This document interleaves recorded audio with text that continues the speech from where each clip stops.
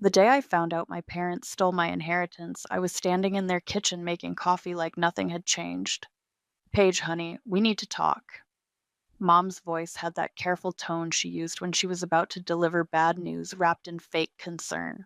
My name is Paige, and I should have known something was wrong when both my parents were home on a Tuesday afternoon, sitting at the kitchen table with papers spread between them like evidence at a crime scene. What's up? I stirred sugar into my mug, still thinking this was about Dad's doctor appointment or Mom's book club drama. It's about Grandma Elizabeth's will, Dad said, not meeting my eyes. We've made a decision about your inheritance. The spoon stopped moving. Made a decision? What do you mean? Mom jumped in, her voice bright and rehearsed. Leah needs help with the house down payment. You know how expensive real estate is these days. We thought it would be better to give her the money now when she really needs it. I set the mug down slowly. Give her what money? Your grandmother's bequest, the 15,000. Dad's words came out in a rush. We transferred it to Leah yesterday. She and Quinn found the perfect place, and they needed to move fast. The kitchen went silent except for the hum of the refrigerator. I stared at them, waiting for the punchline that never came. You gave away my inheritance without asking me. Now don't be dramatic, Mom said, waving her hand like she was shooing away a fly. It's not like you needed it right now. You have your job, your apartment. Leah has a family to think about. Grandma left that money to me, not to Leah, to me. And we're her parents. Mom shot back, her fake sweetness evaporating. We have every right to make decisions about family finances. Besides, it's just money, Paige. You can always make more. Just money. I felt something crack inside my chest. Where's the paperwork? I want to see what you signed. Dad pushed a folder across the table. My hands shook as I opened it. There it was in black and white, a transfer authorization with both their signatures, moving $15,000 from Elizabeth Wallace's estate account directly to Leah's bank account. This is theft, I whispered. Don't be ridiculous, Mom snapped. We're your parents. We can't steal from you. Grandma specifically left this to me. She wrote a letter explaining why. She wanted me to have something of my own, something secure. My voice was getting louder, but I couldn't stop it. She knew what it was like to depend on other people's charity. Your grandmother was a bitter old woman who filled your head with nonsense, Mom said. This family takes care of each other. Leah needed help, so we helped her. What about me? What if I need help? Dad finally looked up. You're the strong one, Paige. You always land on your feet.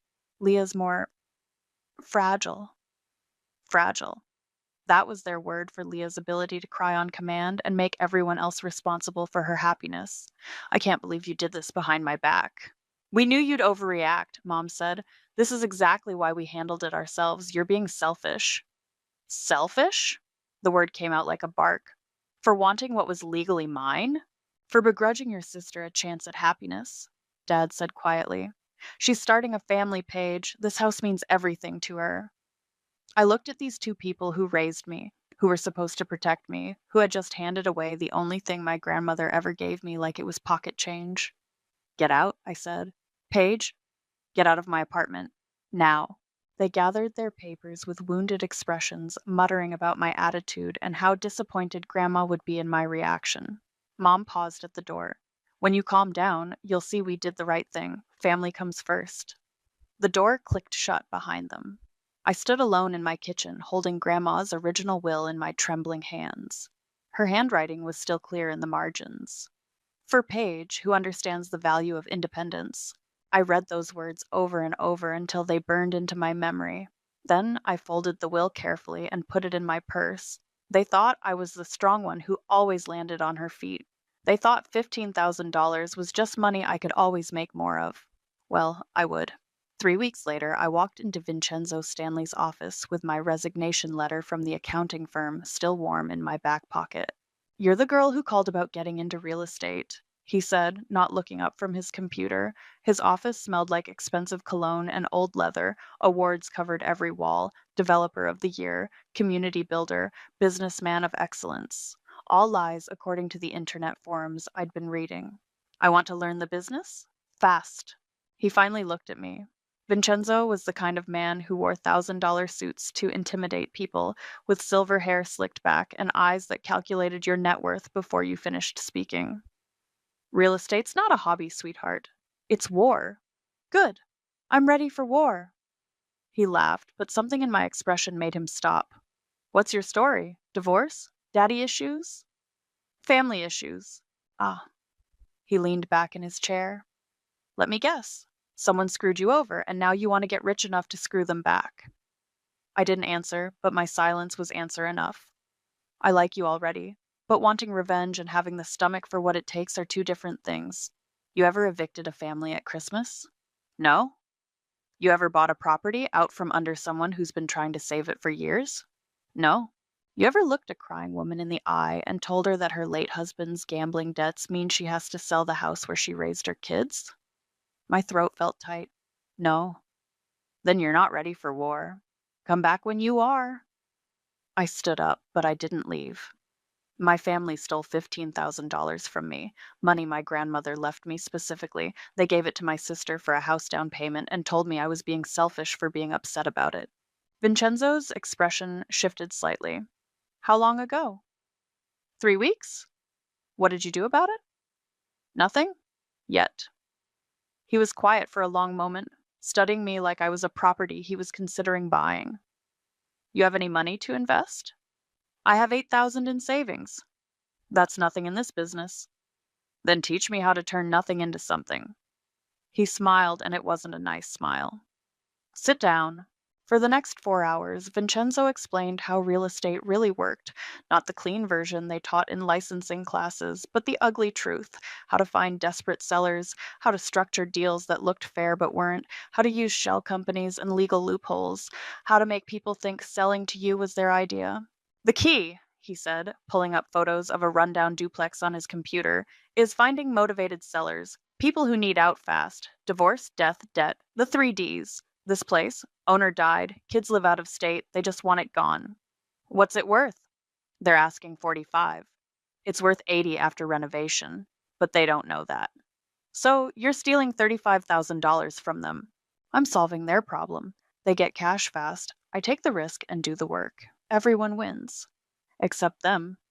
They chose not to do their homework. That's not my fault. I stared at the photos. The house looked like every other house on the block, small, dated, but solid. Someone's home. I want in on this deal. You don't have enough money? I'll get it. That weekend, I liquidated everything. My retirement account, my emergency fund, even my car. I bought a beat-up Honda with cash and moved into a studio apartment that smelled like cigarettes and broken dreams. When I called Vincenzo on Monday, I had $12,000. It's still not enough for a full partnership, he said. Then make me a junior partner. I'll do the grunt work. 2 months later, we closed on the duplex for 38,000. I spent every weekend there, learning to tile and paint and fix plumbing. My hands were constantly cut and stained. My back ached every morning, but I'd never felt more alive. We sold it for 79,000. My cut was $8,000 profit. In 3 months, I'd nearly doubled my investment. That night, I called my friend Sarah. You sound different, she said. Happier. I am happy. I just made more money in 3 months than I made all last year at the firm. That's amazing. What's the catch? I looked around my tiny apartment, at the real estate books stacked everywhere, at the photos of potential properties taped to my wall. No catch, I'm just finally good at something. But even as I said it, I was thinking about Leah's Instagram post from that morning. Her and Quinn in front of their new house, arms around each other, caption reading, Home sweet home. Dreams do come true. Dreams bought with my money. I opened my laptop and started searching for more properties. 6 years later, I was sitting in my downtown office when Maria Gonzalez started crying. Please, she said, clutching a tissue. We just need 3 more months. My husband's disability check got delayed, but it's coming. We've lived in that house for 12 years. I slid the purchase agreement across my mahogany desk.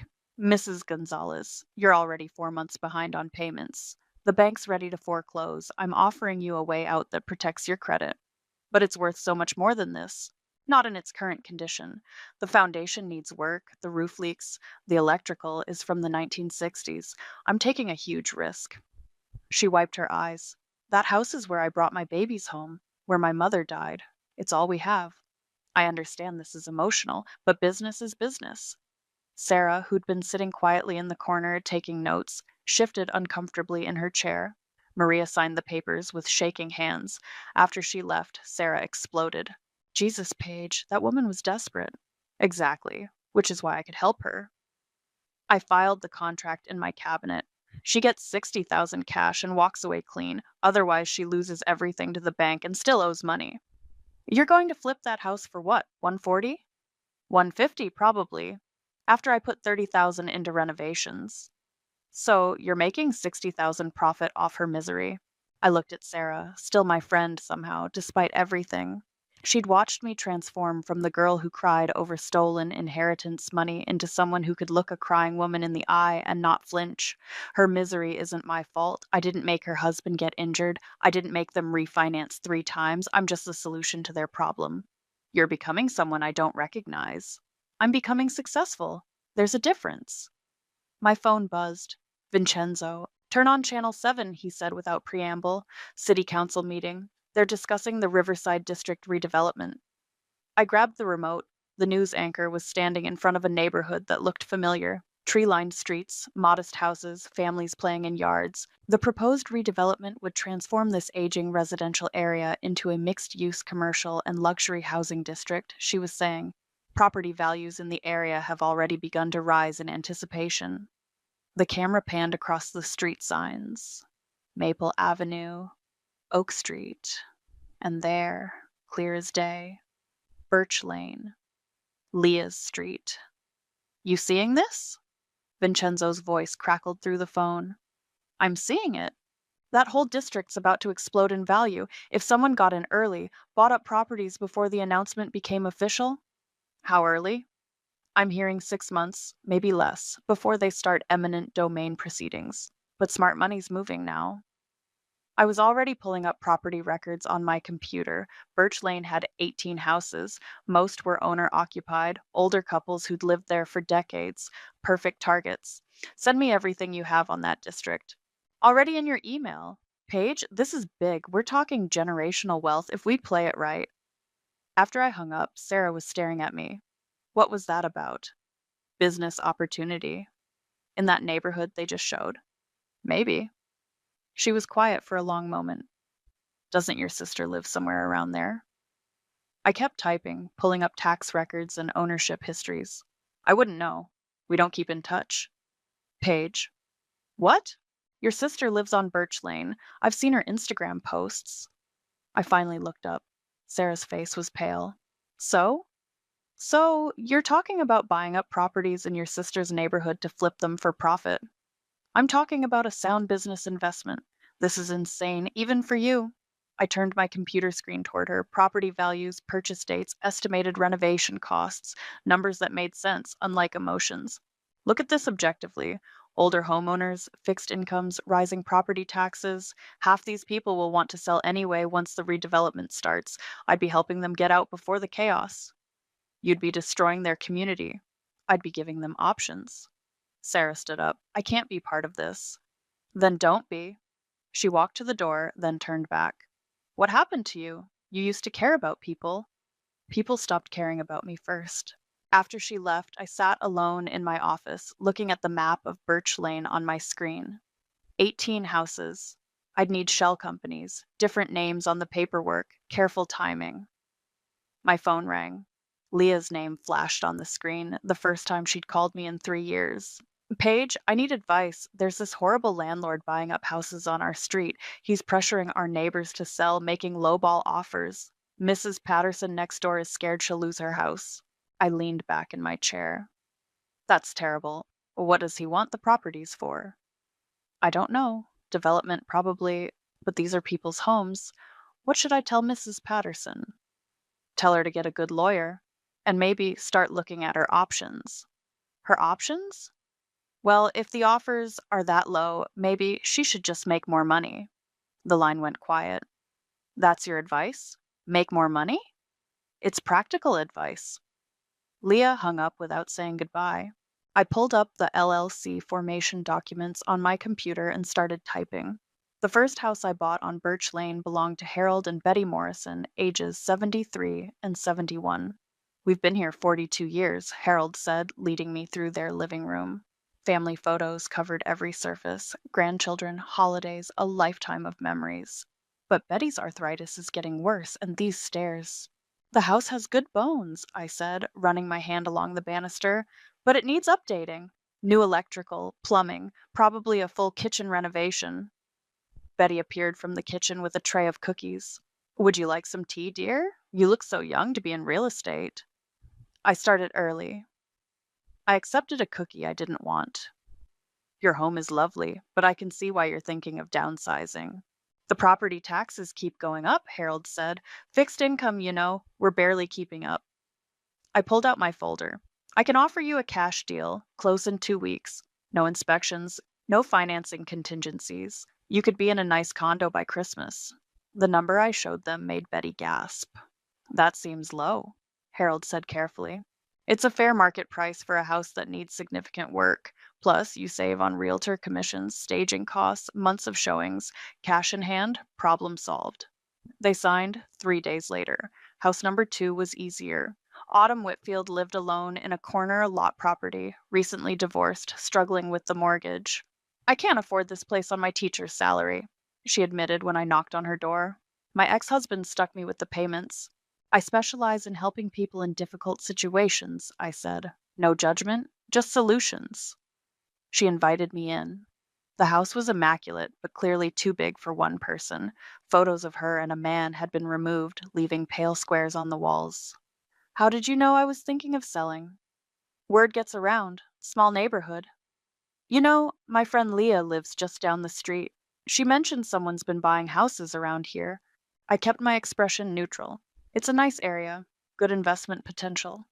Leah's worried about the neighborhood changing. She loves it here. Change isn't always bad. Sometimes it brings opportunities. Autumn signed that afternoon. By month 3, I owned 6 properties through various LLCs. Vincenzo handled the paperwork, keeping my name buried in corporate filings. The neighbors were getting nervous. There's a meeting tonight, Vincenzo said, calling me from his car. Community center. They're organizing against the predatory developers. Should I be worried? Nah, they don't know who they're fighting. Besides, we're not breaking any laws. That evening, I parked across from the community center and watched through my windshield. Familiar faces filed in, Harold and Betty looking confused and regretful, Autumn clutching a folder of papers, and there, walking up the front steps with a man I recognized from Instagram photos, was Leah. My phone rang. Paige? Leah's voice was tight with stress. I'm sorry to bother you again, but this situation on our street is getting crazy. What's happening now?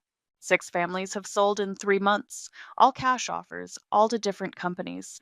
But Quinn thinks they're connected somehow. The same lawyer keeps showing up at closings. I watched her through the community center windows, pacing as she talked. That does sound suspicious. Mrs. Patterson got an offer today. She's scared, but she's also tempted. The property taxes are killing her. Maybe she should take it. Paige, these are people's homes. This isn't just about money. Everything's about money, Leah. The sooner people accept that, the better off they'll be. God, you sound just like Mom and Dad. It's just money, Paige. You can always make more. The irony hit me like a physical blow. She had no idea. I have to go, I said. Wait, I wanted to ask, do you know any good lawyers? Someone who specializes in real estate fraud? Through the window, I could see her talking to a woman with short gray hair who was pointing at a map on the wall. Why would you need a lawyer? Because whoever's doing this is going to come for our house eventually. And when they do, I want to be ready to fight. What if they offered you enough money to buy something better? This is our home, Paige. Quinn and I saved for years for this house. We're not selling. After she hung up, I sat in my car watching the meeting. Angry voices carried through the windows. Someone had drawn a map showing which houses had been sold, with red X's marking the properties. It looked like a battle plan. My phone buzzed with a text from Vincenzo. Patterson signed. That's 7 down, 11 to go. I started the engine and drove away, but not before I saw Leah through the window, standing at the front of the room, pointing at the map and talking animatedly to the crowd. She was organizing them. My little sister, who'd never fought for anything in her life, was finally learning to fight. Too bad she had no idea who she was fighting against. The confrontation I'd been dreading happened on a Tuesday morning when Autumn showed up at my office. "You're her, aren't you?" she said, standing in my doorway with a manila folder clutched against her chest. "You're the one buying up Birch Lane." My assistant had already left for lunch. We were alone. "I'm not sure what you mean." "Riverside Development Holdings, Mountain View Properties, LLC, Pacific Coast Investments." She opened the folder and spread papers across my desk. Three different companies, same registered agent, same lawyer, all connected to Wallace Enterprises. I looked at the documents. Someone had done their homework. "That's a common name." "Cut the crap, Paige. I know it's you." I leaned back in my chair. "Prove it." "I don't have to prove it. I just have to tell Leah." "Tell her what? That her sister is a successful businesswoman?" Autumn's face flushed red. "That her sister is destroying our neighborhood. Do you have any idea what you've done? Mrs. Patterson is living with her daughter now because she can't afford anywhere else. The Morrisons are in a retirement home they hate because it's all they could afford after you lowballed them. I gave them market value for houses that needed significant work. You gave them half what those houses are worth, and you know it." I stood up and walked to my window. 12 floors below, the city sprawled out like a game board. "Business is business, Autumn. I didn't force anyone to sell. You preyed on desperate people. I solved their problems. They needed cash. I provided it. And now you're coming for the rest of us." I turned around. "Are you wearing a wire?" "What?" This conversation feels very rehearsed. Did Leah send you here to get me to confess something? "Leah doesn't know I'm here. She still thinks you're just her cold, successful sister who doesn't care about family." "Smart girl." Autumn stared at me. "What happened to you?" Leah showed me pictures from when you were kids. You used to smile. "I grew up." "You became a monster." I walked back to my desk and gathered up her papers. "Here's what's going to happen. You're going to take these documents and leave. You're not going to call Leah. You're not going to call the news. You're not going to call anyone." "Or what?" I opened my desk drawer and pulled out a check. "Or I'll make you an offer you can't refuse." The check was for twice what her house was worth. Autumn looked at it, then at me. "You think you can buy my silence?" "I think you're a single teacher with a mortgage you can barely afford. This money would change your life by destroying other people's lives, by accepting reality. This neighborhood is changing whether I'm involved or not. The city council already approved the redevelopment. I'm just getting ahead of the curve." She picked up the check, stared at it for a long moment, then tore it in half. "Go to hell, Paige." After she left, I called Vincenzo. "We have a problem. Someone's connected the LLCs." "How bad?" "Bad enough. They know it's me." "Shit. Legal exposure?" "Not yet, but they're organizing. We need to move faster. I can have offers on the remaining properties by Friday." "Do it." That evening, my parents called. "Paige, honey." Mom's voice was strained. "We got a strange call today. Someone asking about our house, wanting to know if we'd consider selling." "Okay. The thing is, we're not looking to sell. But the man said property values in our area are about to skyrocket because of some development project." I gripped the phone tighter. "What did you tell him?" "We told him we weren't interested, but Lance is curious about what our house might be worth." "Dad's there?" "I'm here." Dad's voice came through the speaker. This caller mentioned the company name was something like Mountain View Properties. "Isn't that similar to your business name?" My heart stopped. "Not really." "Huh. Well, anyway, we were wondering if you knew anything about development plans for our area." "I don't keep track of every project in the city, Dad." "Of course not. It's just Leah lives nearby, and she's been worried about some company buying up houses on her street. We thought maybe you'd heard something through your business contacts." "I haven't heard anything." "Well, if you do, let us know. Leah's really stressed about it. She thinks someone's trying to force them out of their home." After I hung up, I poured myself a drink and stood at my window again. The city lights stretched out below me, each one representing someone's life, someone's dreams, someone's problems. My phone buzzed with a text from an unknown number. "I know what you're doing. We need to talk." Leah. She knew. I poured another drink and waited for her call. It came 20 minutes later. "You bought Autumn's house," she said without preamble. "She told me everything." "Leah, how could you do this to us? To me? I'm not doing anything to you."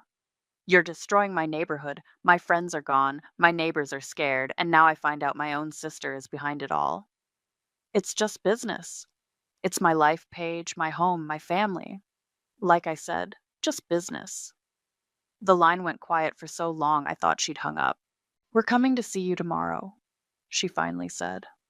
All of us. Mom, Dad, Quinn, me. We're going to figure this out. There's nothing to figure out. There has to be. You're still my sister. Am I? Because I seem to remember you taking something that belonged to me and never looking back. That was different. Was it? She hung up. I finished my drink and called Vincenzo. Speed up the timeline. I want offers on every remaining property by tomorrow morning. Even your sisters? Especially my sisters. They came as a united front. Mom, Dad, Leah, and Quinn marching into my office like they were storming a castle.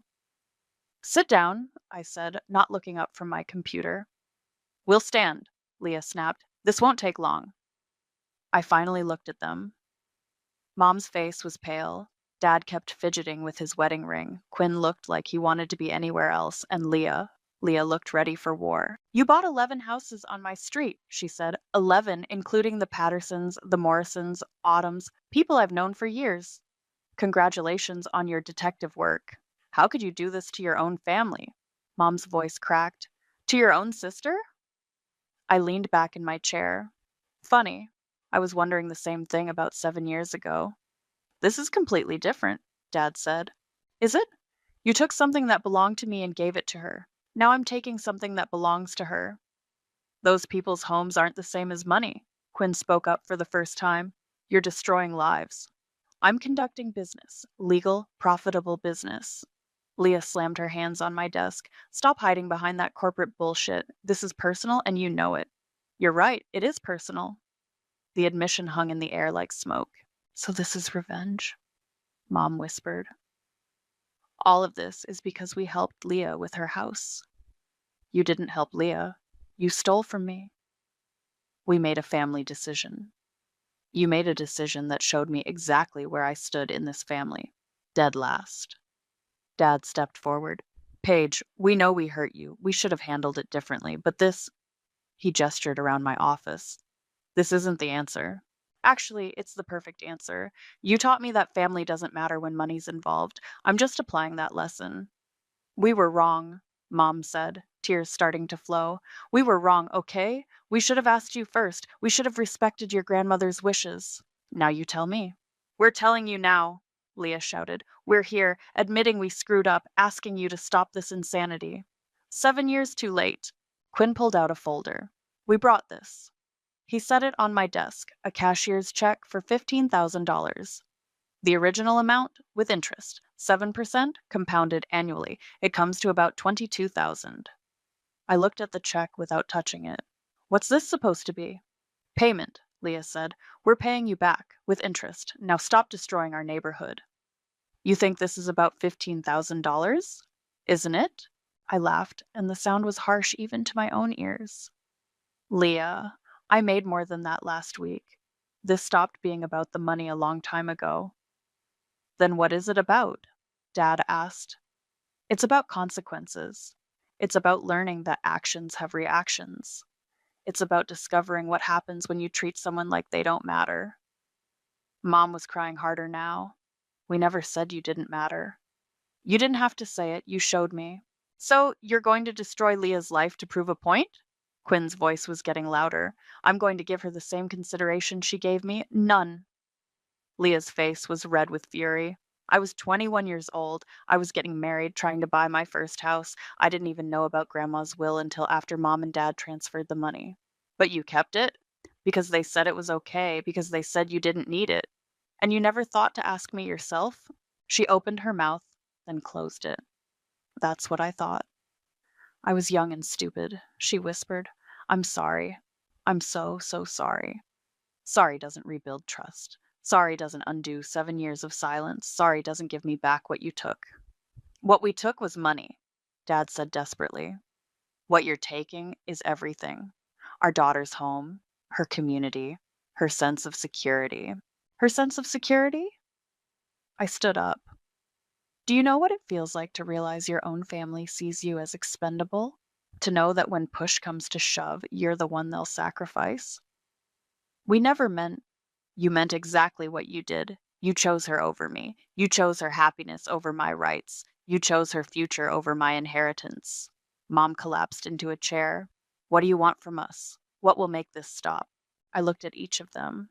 These people who raised me, who were supposed to love me, who had taught me that family was conditional.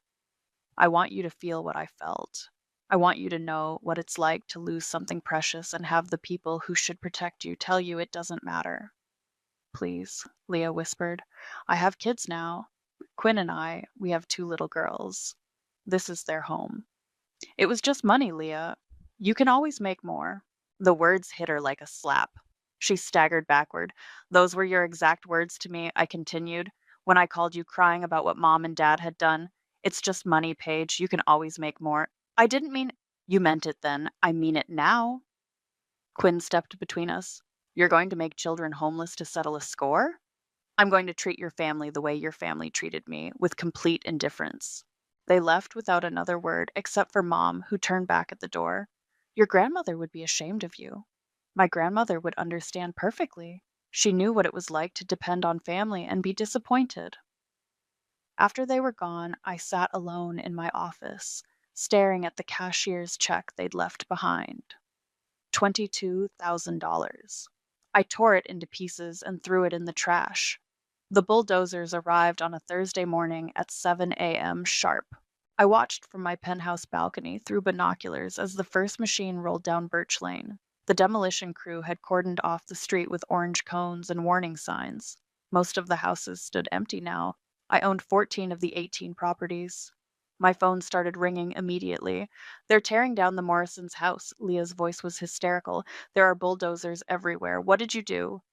I'm developing the properties I own. You can't just demolish an entire neighborhood. Actually, I can. I have all the permits. Through the binoculars, I could see her standing in her front yard in pajamas and a robe, holding her phone. Her two little girls were pressed against the window, watching the destruction. There are families still living here. 4 families. You'll get 60 days' notice before we reach your section of the street. 60 days? Paige, we can't find anywhere else to live in 60 days. Do you know what the rental market is like right now? The first house came down with a thunderous crash. 42 years of the Morrisons' life reduced to rubble in 30 seconds. That's not my problem. It's your fault. No, Leah, it's yours. I hung up and went inside to make coffee. The local news was already covering the story. Residents of the historic Birch Lane neighborhood woke up to bulldozers this morning, the reporter was saying. The controversial redevelopment project has displaced dozens of longtime residents, many elderly homeowners who say they were pressured into selling below market value. They interviewed Mrs. Patterson, who was crying outside the retirement home where she now lived.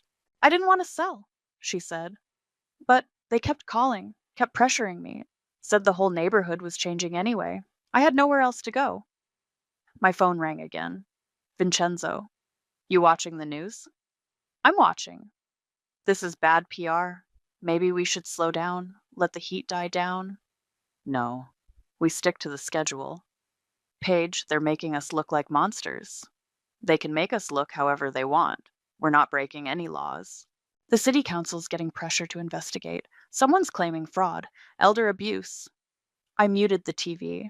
Let them investigate. Our paperwork is clean. What about your family? This is going to destroy your relationship with them forever. It was already destroyed. By noon, protesters had gathered at the demolition site. I could see them through my binoculars, about 30 people holding signs that read, "Stop Corporate Greed," and "Homes Not Profits." Leah was in the center of them, talking to reporters. Sarah showed up at my office that afternoon without an appointment. I saw the news, she said, closing the door behind her. Please tell me you're not really doing this. I'm developing real estate. It's what I do. You're making children homeless, Paige. Your own nieces. They have 60 days to find somewhere else. Sarah sat down across from my desk. She looked older than I remembered. Tired. Do you remember when we were in college and your grandmother got sick? You spent every weekend at the hospital with her. You held her hand while she died. What's your point? My point is, that woman loved you. She left you that money because she wanted you to have security, not because she wanted you to become this. Become what? A person who destroys families for sport. I turned back to my computer. I'm busy, Sarah. She's your sister. She stopped being my sister 7 years ago. That's not true, and you know it. I looked at her. When's the last time Leah called me? Before this mess started? Sarah was quiet. When's the last time she invited me to Christmas dinner? Or her kids' birthday parties? Or asked how I was doing? That goes both ways. I tried. For 2 years after the inheritance thing. I tried. I called. I texted. I showed up to family events. And every time I got the same message. I was the bitter sister who couldn't let things go. I was the problem.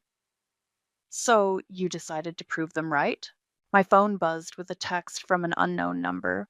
A photo of Leah's daughters crying as they watched their neighbor's house get demolished. They made their choice, I said, deleting the photo. Now they get to live with it. Sarah stood up. I can't watch you do this anymore. Then don't. After she left, I pulled up the live feed from the demolition site on my computer.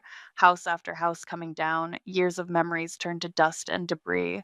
The protesters were still there, but smaller now. The news crews had moved on to other stories. My phone rang one more time.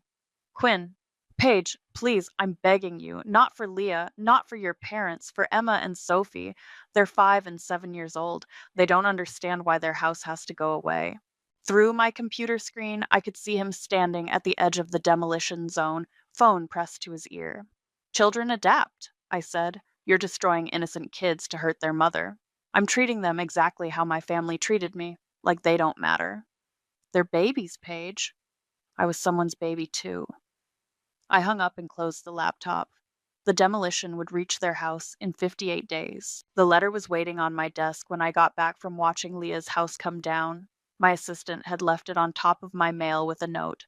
This was in the box of your grandmother's things that your parents dropped off. Thought you should see it. The envelope was yellowed with age, my name written in Grandma Elizabeth's careful handwriting. Inside was a single sheet of paper dated 3 days before she died.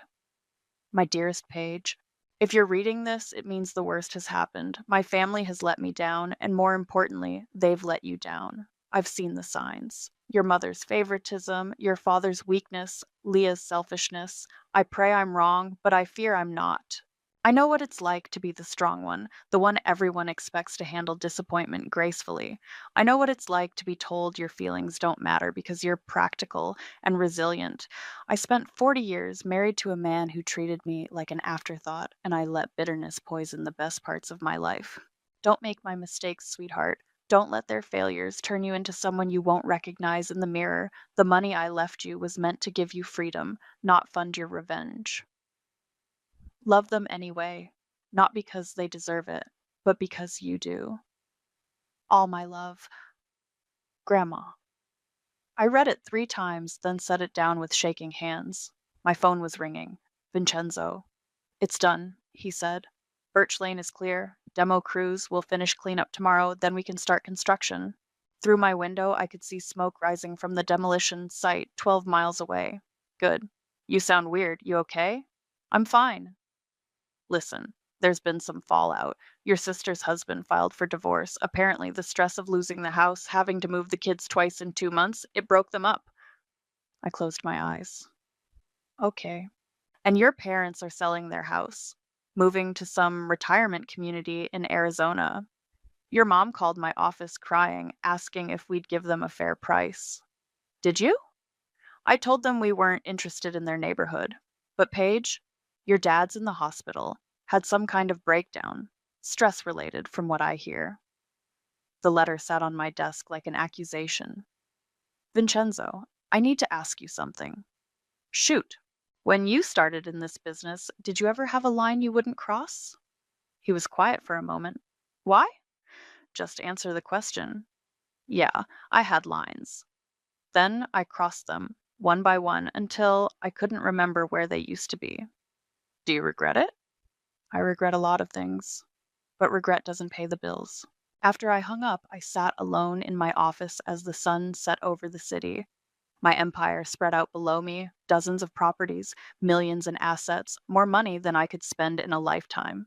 I pulled out my phone and scrolled through my contacts until I found Leah's number. She answered on the first ring. "What do you want now?" Her voice was hollow, exhausted. "Where are you living?" "A motel." "The Sunset Inn on Highway 9, room 247. The girls have to share a bed, and the walls are so thin they can't sleep. Emma keeps asking when we can go home." "And Quinn?" "Gone. He said he couldn't handle the stress anymore. Said I brought this on us by having you for a sister." I stared at Grandma's letter. Don't let their failures turn you into someone you won't recognize in the mirror. "Leah?" "What?" "I'm sorry." The line went quiet. "What did you say?" "I said I'm sorry. For all of it. For destroying your life to prove a point." She started crying, deep, broken sobs that cut through me like glass. "I can't undo what I did," I continued, "but I can try to fix it." "How?" I pulled up my computer and started typing. "I'm transferring ownership of lot 247 on Birch Lane back to you. No charge. It's the lot where your house used to be." "There's no house there anymore." "There will be. I'm also setting up a construction account with enough money to rebuild exactly what you lost.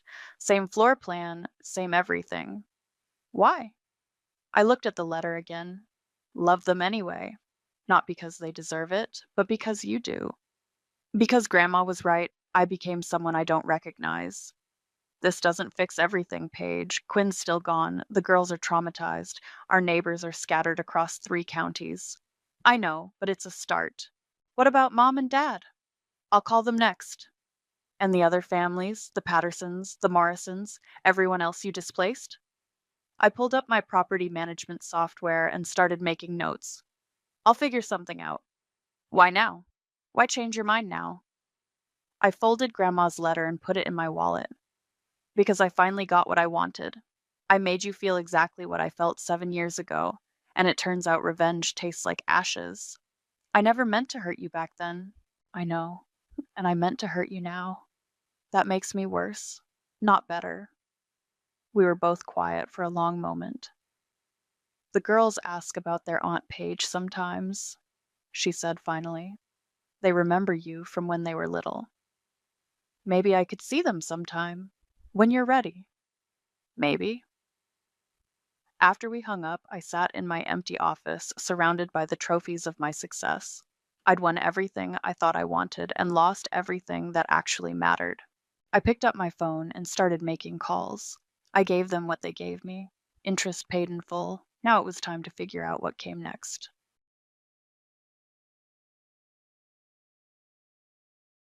Clean up your room now. Do you think you're in a position to take a break? Annie's voice cut through the air as she splashed beer on me. The sticky liquid clung to my skin, and the pungent smell of alcohol filled the room. I stood there, stunned by the suddenness of her actions. Annie continued to hurl words at me, but I couldn't grasp what she wanted. I was lost, unsure of what to do or how to respond. Just then, a voice echoed from the computer. The instant I recognized who it was, Annie, who had been red with anger, suddenly froze. Her body tensed, and she collapsed to the floor. "My name is Karen, and I'm 33 years old.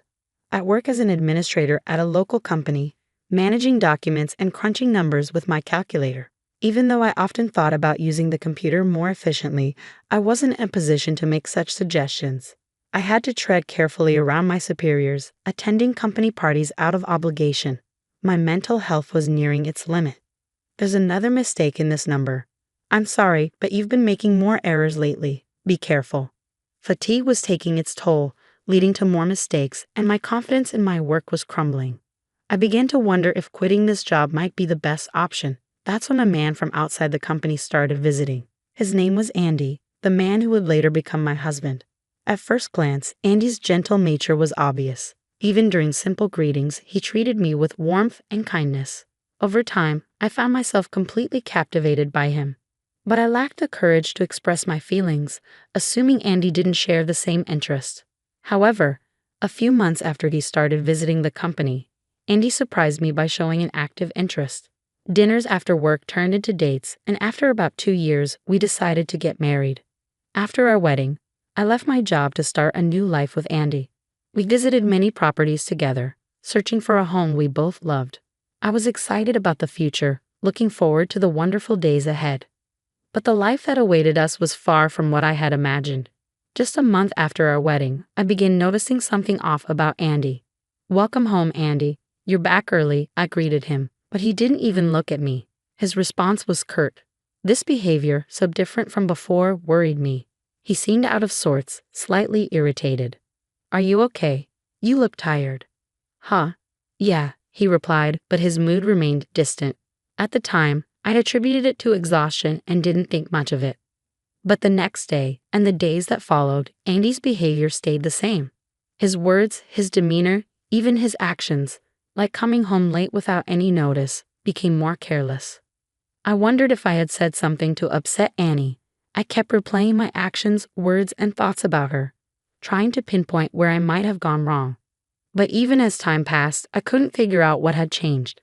Then, a few months after Annie's behavior shifted, the situation took a dramatic turn. One evening, during dinner, Annie suddenly began hurling harsh words at me. She hadn't even taken a bite of her food when she said, "Karen, you get it." "Get what?" I asked, taken aback by her abruptness. There was no clear context, and I was unsure how to respond. Without hesitation, she replied, "Your cooking tastes awful." "Awful? Really?" I stammered, shocked by her words. "Yeah, haven't you noticed? I wish you knew how I feel, having to eat such terrible food every day." Throughout our relationship, I had frequently cooked for her, and she had never criticized my cooking like this before. In fact, she used to enjoy the meals I made, often expressing her appreciation. The thought that she now found my cooking unpalatable was completely unexpected. "But you used to enjoy my cooking," I remarked, still trying to process her sudden change in attitude. "Did I?" she replied, her tone dripping with sarcasm. Seeing my surprised expression, Annie burst into laughter. When she finally stopped, she tossed her knife and fork onto the table and headed to the bedroom, leaving her food untouched. As I stared at the uneaten meal in front of me, I was overwhelmed with mixed emotions.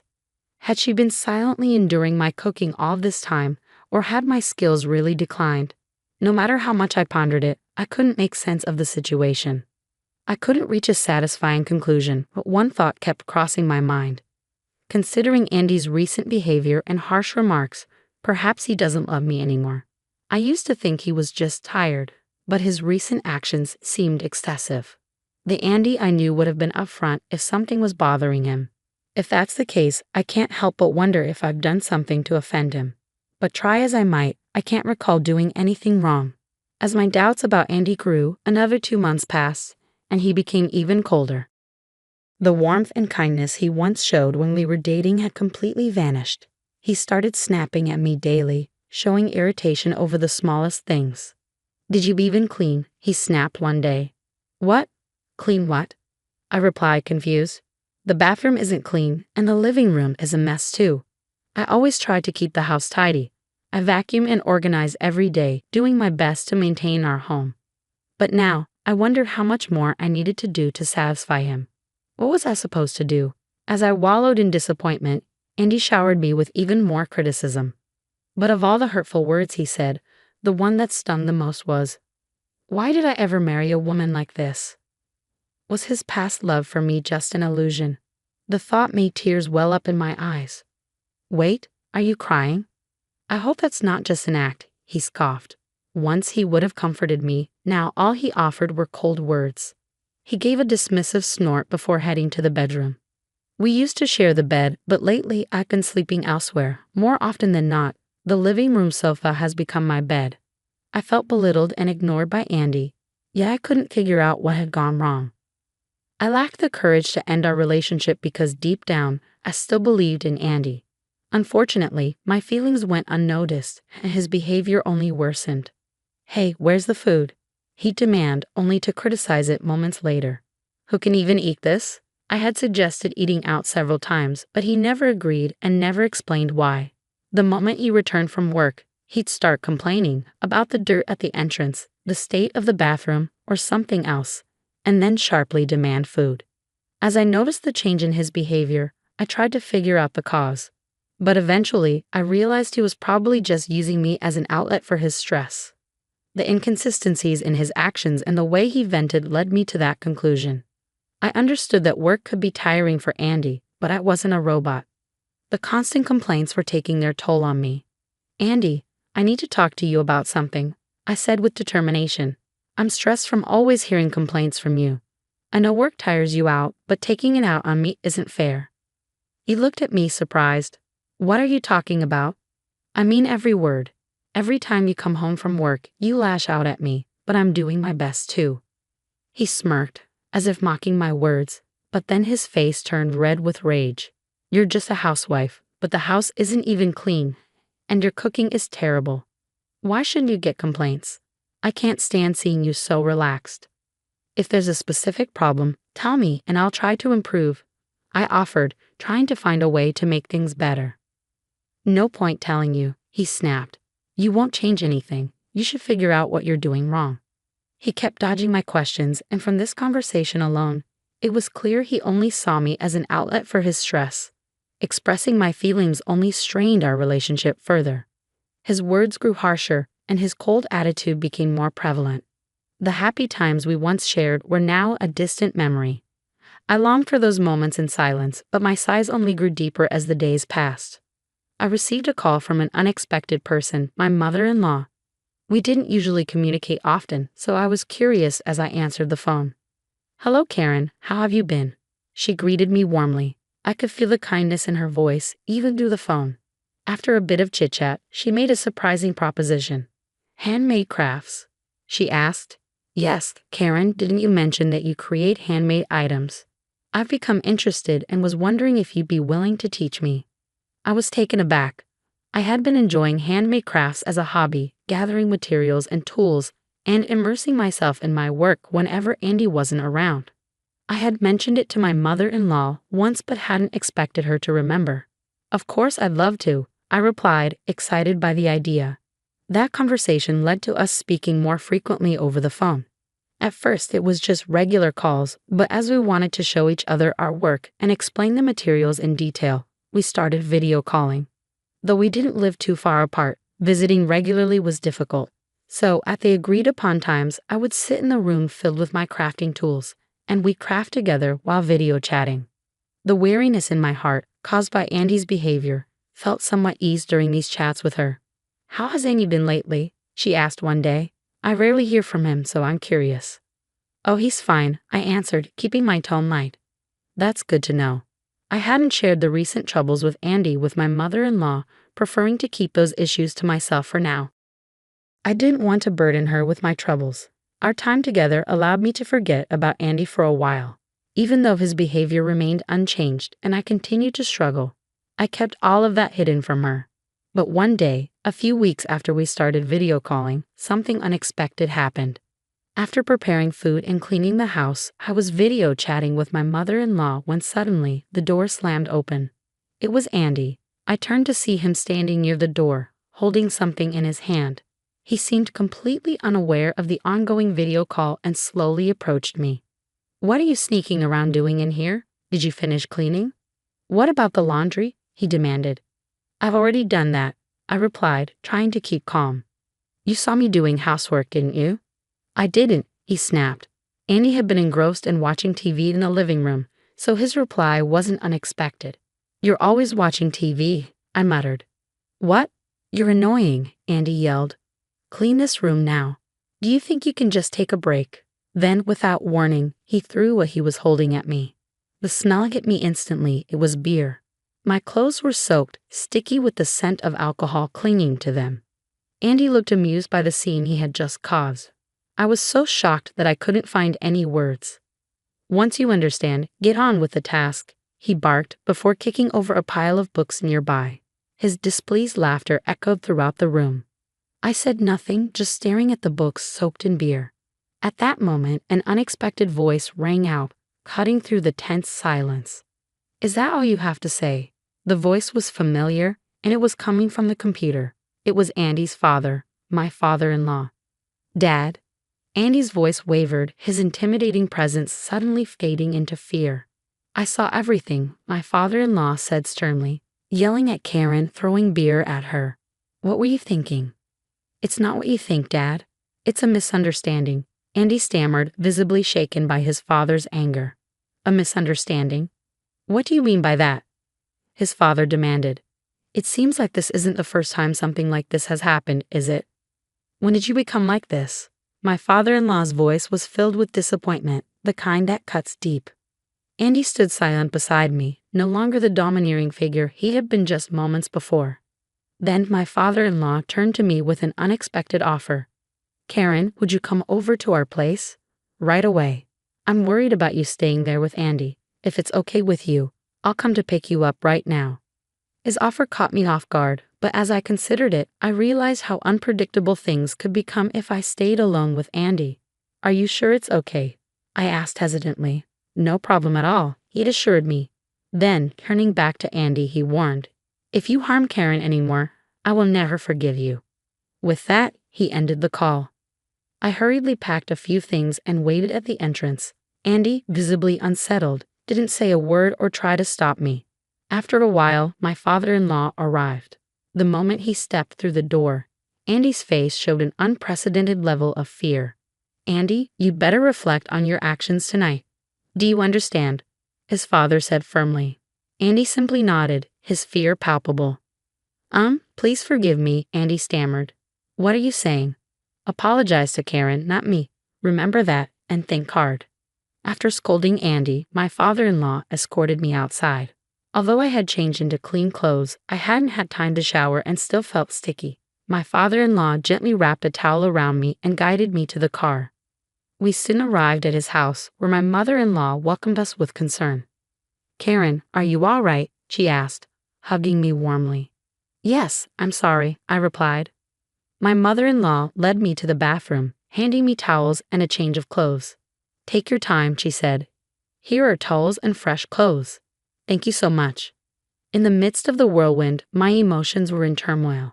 After bathing, I changed into the clothes that had been prepared for me and joined my in-laws in the living room. My father-in-law had a serious expression, while my mother-in-law looked anxious. Thank you for everything, I said. You're welcome, my mother-in-law replied. Was the water temperature okay? Yes, it was perfect, I answered, sinking into the sofa. Karen, can you tell us what happened? My father-in-law asked. I hesitated, unsure where to begin. So that wasn't the first time, was it? No, it wasn't, I admitted. Please tell us, Karen. I took a deep breath and carefully chose my words. My in-laws listened attentively as I explained the events following our marriage and why I had kept it from them until now. They absorbed every detail. So that's why I came to this. My father-in-law said after a moment, You should have told us sooner. We would have understood. I didn't want to worry you, I replied, my voice breaking slightly. I understand how you feel, Karen. You shouldn't have kept silent about someone like him, my mother-in-law said gently. Yes, I'm sorry, I said, feeling a mix of relief and guilt. Though they scolded me softly, their concern was evident, and I felt they genuinely cared about me. There was a brief silence as my in-laws processed everything. After a few minutes, my father-in-law finally broke the silence. Karen, do you still love Andy? Pardon? I have a feeling he'll just repeat his mistakes, my father-in-law said firmly. For your sake, I think it's best if you divorce him. Decisions like this are best made quickly. My mother-in-law, sitting beside him, nodded in agreement. Divorce Andy, she urged. I was taken aback by the suggestion from his parents. The idea of divorce seemed so final, and despite everything, I still loved him. The thought of him never changing troubled me deeply, yet I felt torn. They waited silently for me to decide. After some thought, I made up my mind. I will divorce Andy, I said. I had tried to make things work and offered countless suggestions, but he had ignored them all. I believed that if we continued as a married couple, he would only continue to treat me coldly. Relief washed over their faces at my decision. After discussing it further with my in-laws, I was determined to move forward with a divorce. I could finally distance myself from Andy, although a part of me hoped he might change his mind. The overwhelming feeling I had when deciding to divorce was relief. The following week, I went to our house with my in-laws, carrying the court papers, including an affidavit of the defendant. When I rang the doorbell, I heard footsteps approaching, and Andy opened the door. "Karen, Dad, Mom," he greeted, clearly surprised and disappointed to see his parents standing there with me. It was evident he hadn't expected that I wouldn't come alone after everything that had happened. We entered the house and took a seat on the sofa, with my in-laws sitting on either side of me. Andy looked uncomfortable but didn't offer any apologies. I turned to face him directly. "Andy, let's get a divorce." "Divorce?" he repeated, sounding incredulous. "I've been thinking about it. I don't have the courage to envision a future with you anymore. Even if we lived together again, you'd probably repeat the same mistakes and forget what happened before." "That's not true," he said defensively. "Can you honestly claim that you've changed?" I asked. "You haven't even properly apologized for what happened up until last week. You're just offering lip service without showing any genuine regret." "I'm sorry," Andy said, startled by my words. But it was too late. The decision had been made. I had lost all sense of forgiveness toward him. It was too late for anything now. Standing by my in-laws, I reviewed the court papers with resolve. I faced Andy with newfound confidence. "Why would you say that?" I asked, trying to understand his reaction. "What were you thinking? After everything that happened last week, you didn't even apologize to me. It seems you never considered the possibility of divorce. If you truly understood the gravity of your actions, you wouldn't be so shocked by the mention of it." "I realize I made mistakes, but I don't think it's serious enough for a divorce," Andy protested. "Really?" I said, incredulously. "That's unbelievable." Andy seemed to freeze, his previous bravado gone. Though visibly troubled, he eventually agreed to the divorce. Not once did he show genuine remorse. As I packed my things to leave the house, I asked him, "Why did you start treating me so poorly after we got married? You weren't like this when we were dating." Hesitating, Andy replied, "I didn't want you to look down on me." "Did I ever make you feel that way?" I questioned. "No, you didn't," he admitted. "Stop imagining these absurd things," I said, shaking my head. I then left the house with my in-laws, knowing I would never return. I felt a pang of sadness as I left the home I had loved. After finalizing the divorce, I stayed with my in-laws. My financial situation as a housewife wasn't enough to start a new life alone, so their offer for me to stay was a relief. Initially, I felt uneasy, but I soon adapted to my new life and found joy in doing handmade crafts with my mother-in-law. Throughout this time, I received messages from Andy, who seemed unable to let go. However, after my father-in-law sent a firm message from my phone saying, "I'm cutting ties with you," Andy's communication ceased entirely. I suspected he hadn't anticipated that I'd be living with his parents. Perhaps he thought that keeping in touch after our divorce might lead to reconciliation. It felt as though he was looking down on me. I am genuinely grateful to my in-laws for suggesting the divorce. A year has passed since then, and while working part-time, I lead a fulfilling life on my own.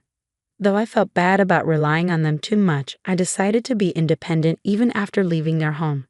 My relationship with my in-laws remains strong, and they continue to support me.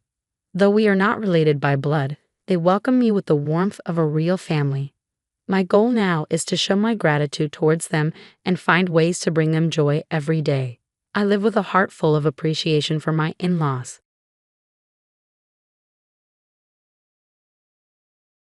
Since childhood, I harbored a deep resentment toward my stunning younger sister.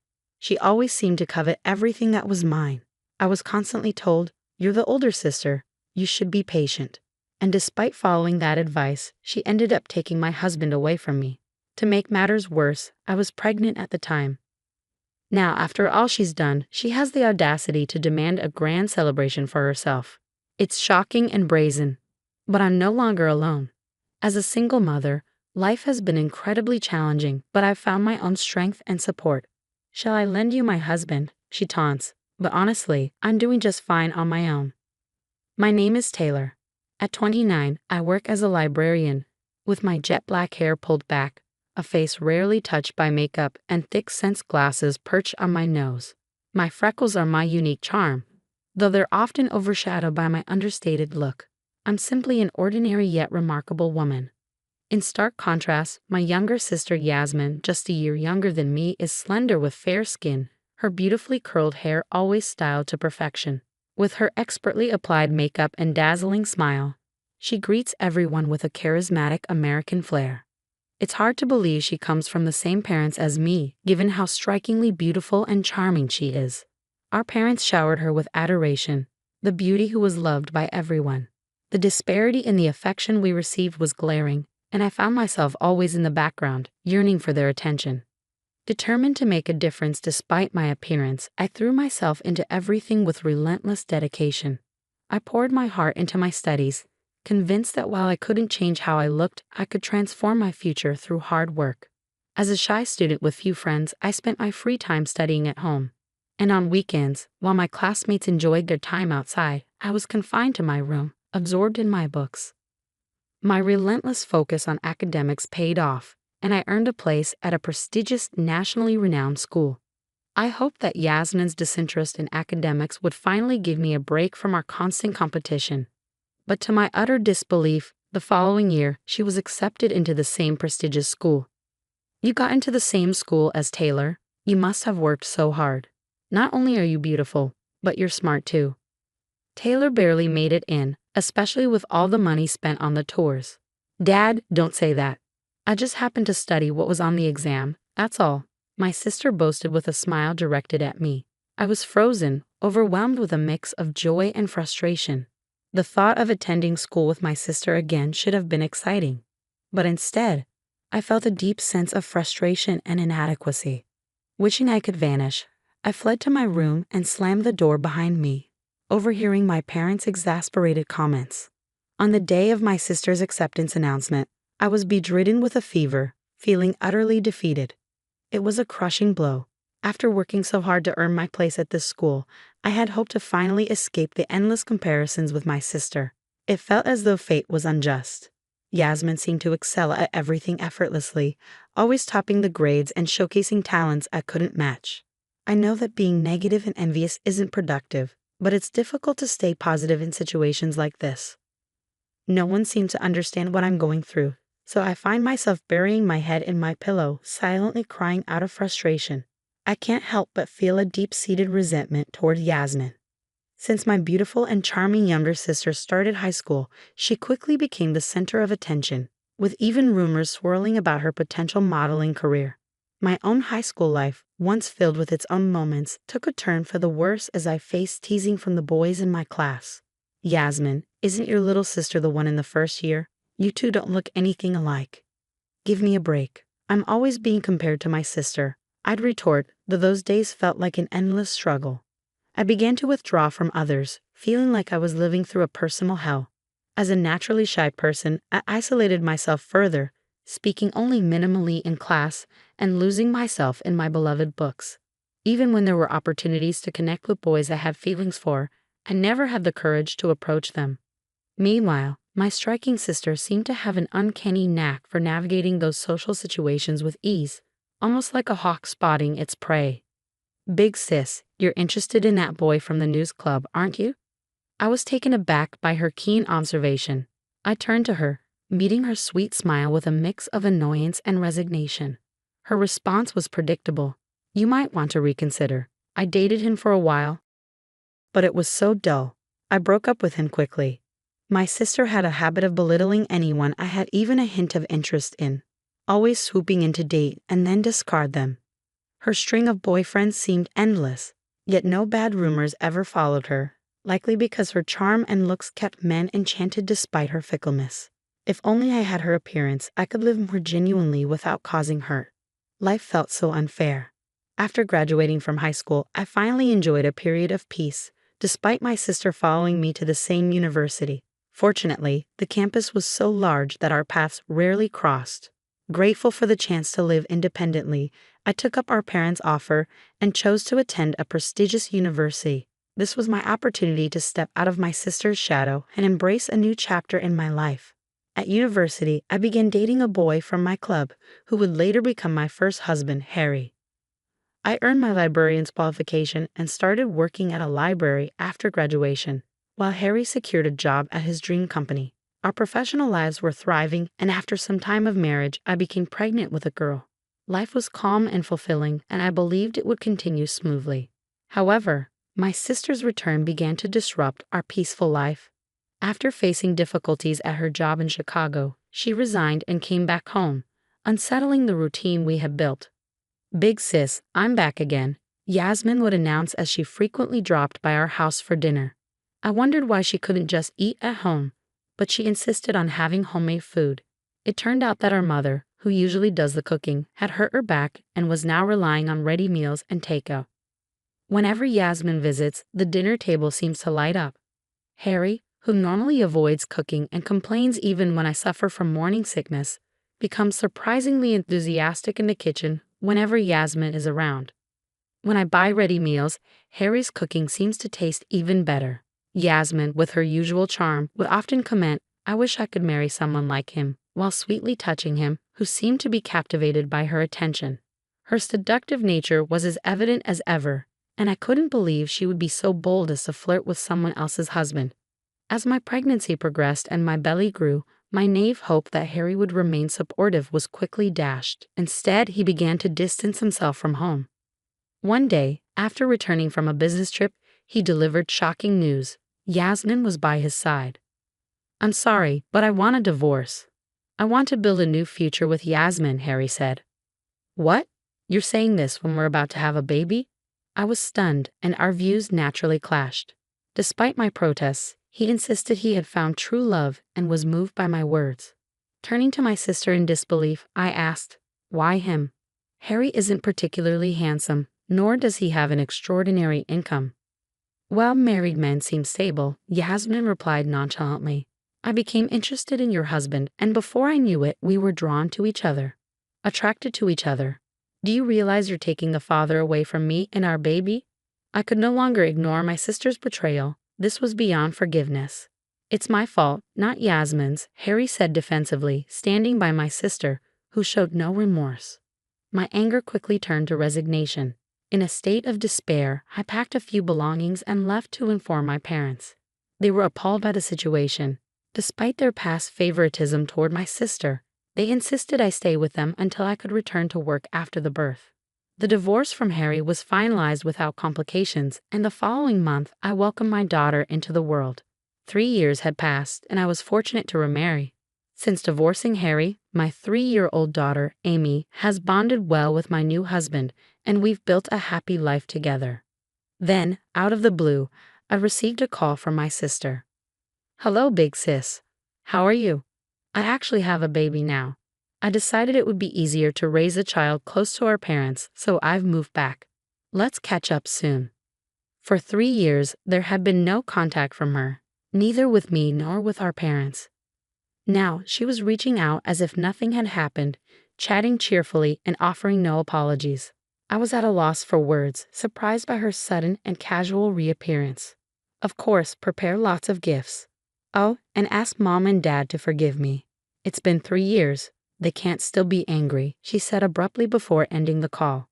To make matters worse, I later received a text from her that read, "I'll lend you my husband if you need." Since I've been estranged from my sister, I haven't mentioned my remarriage to her. She seems to think I'm still a single mother. As I sighed in frustration, my husband, Ted, came home after finishing work. He's aware of how my sister had taken my previous husband from me. When I told him that my sister was coming to the neighborhood, claiming it was to celebrate her baby's birth, he laughed in surprise.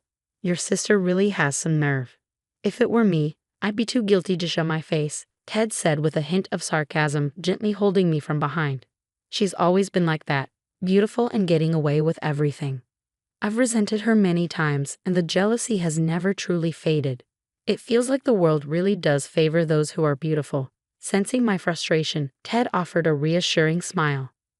"Beauty is subjective, right? You once said an actor was handsome, but not everyone agrees. Your sister might be considered beautiful, but she's not my type. However, people who get to know her often find themselves charmed by her." "I see. Then shall we go and greet her together?" Ted suggested. "What?" I exclaimed in surprise, and Ted laughed heartily. "There's nothing for you to worry about.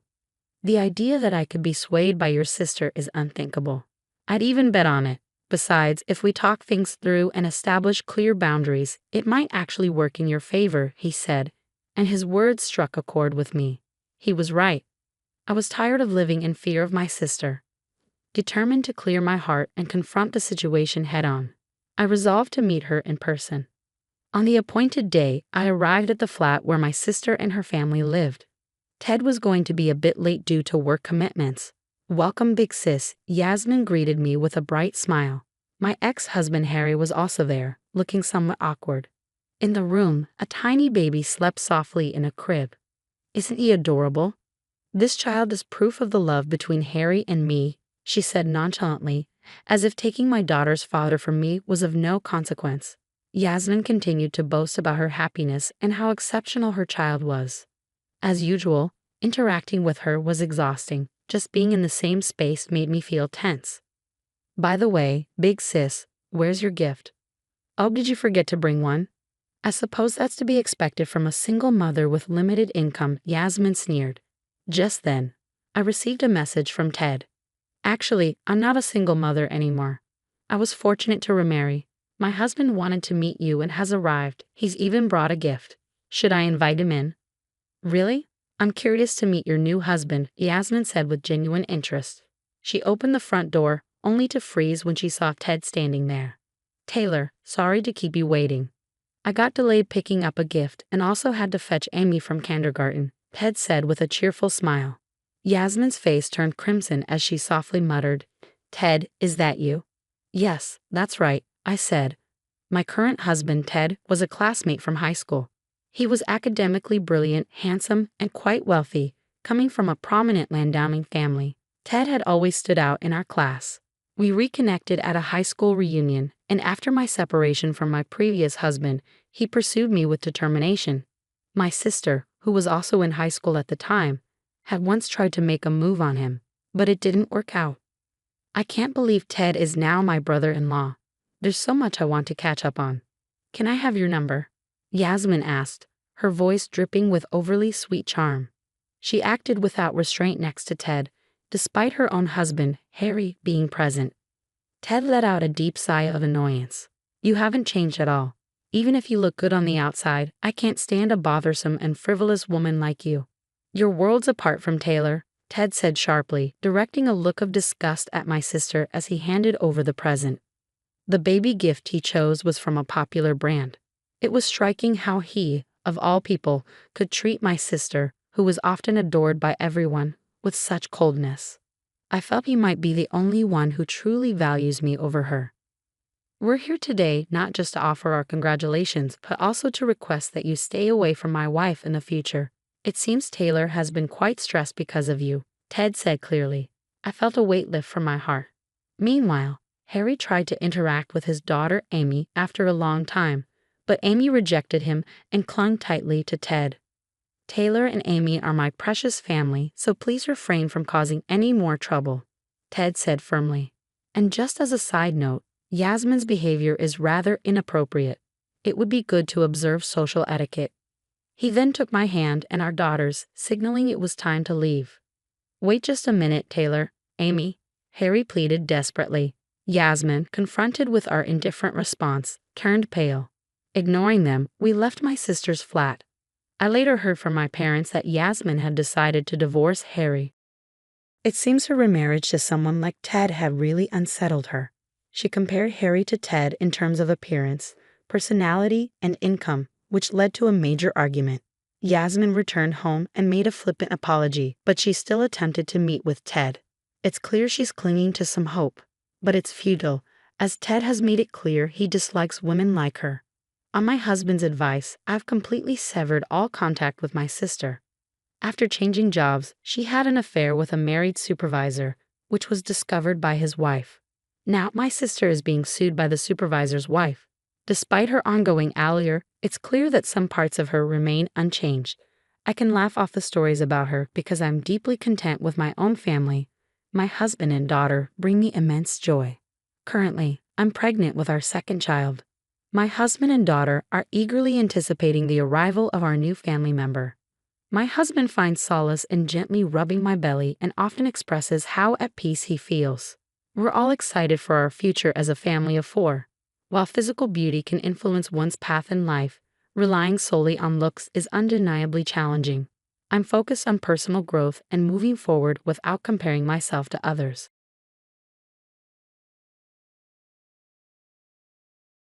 As I stepped into the room, my heart sank at the sight before me. My beloved accessories and cherished clothes were nowhere to be found. Panic surged through me as I reached for my cell phone to call the police.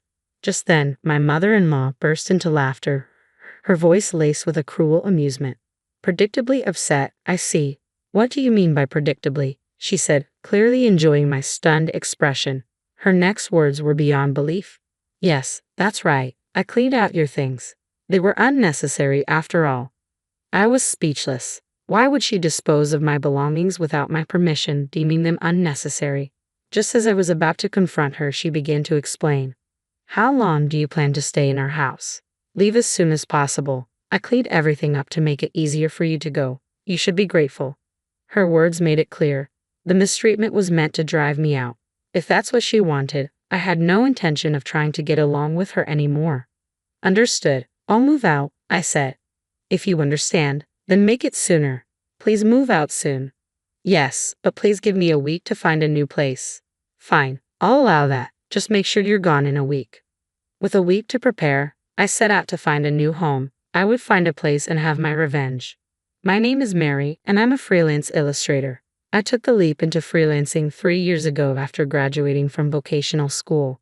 After working at an animation production company and saving up, I decided to go independent. When I told my husband Ken about my decision, I was relieved by his positive response. Mary, if that's the path you want to take, I won't oppose it. Give it your all. I'll support you, he said. Ken and I have been together since vocational school, maintaining our relationship through different careers, and we got married in our 3rd year of working adults. This year marks our 8th anniversary, and I'm incredibly grateful for his support. Despite initial challenges and frequent disappointments as a freelancer, I persisted. I continued to draw and post on social media, and eventually one of my drawings gained unexpected attention. This led to my rise as a prominent illustrator on social media. Jobs from companies and apps for sticker designs started rolling in, and my monthly income soon exceeded $8,000. I'm truly grateful for your encouragement. It's the result of your hard work, Mary. You're amazing, Ken said. I can't thank him enough. If he had opposed my decision to become independent, none of this would have been possible. I wouldn't have achieved this level of income if it weren't for my persistent efforts. Although I haven't saved up a lot yet, my goal is to buy a house and create my own workspace. While I'm grateful for the increase in work, our current flat is becoming increasingly cramped, making it difficult to store important documents. One day, my husband suggested a potential solution. Why don't we move to my parents' house? There's a spare room there, and it's only my mom living there now. What do you think? I was taken aback. Really? Are you sure that's okay? He reassured me. Yes, I've already spoken to my mom about it. Ever since my dad left with his affair partner when I was little, that room has been empty. Mom said it's fine for you to use it. It was a generous offer, and I saw no reason to decline. I agreed to the move, and 2 weeks later, we visited his family's house. My mother-in-law greeted us warmly. It's been a while, Mary, she said. Yes, it has, I replied. I've heard from Ken that you're a popular illustrator now. Oh, it's nothing like that, she said modestly. Feel free to use the room as you like. Come in, she invited us with a smile. I felt at ease with my kind mother-in-law and husband and was determined to focus on my creative work in this new environment. Thus, a new chapter of my life began at my in-law's house. At that time, I was unaware of the underlying dynamics within the family. 3 months after moving in, I had settled into the new surroundings. This job is done, I thought, pleased with the improved work environment and the significant boost in my income.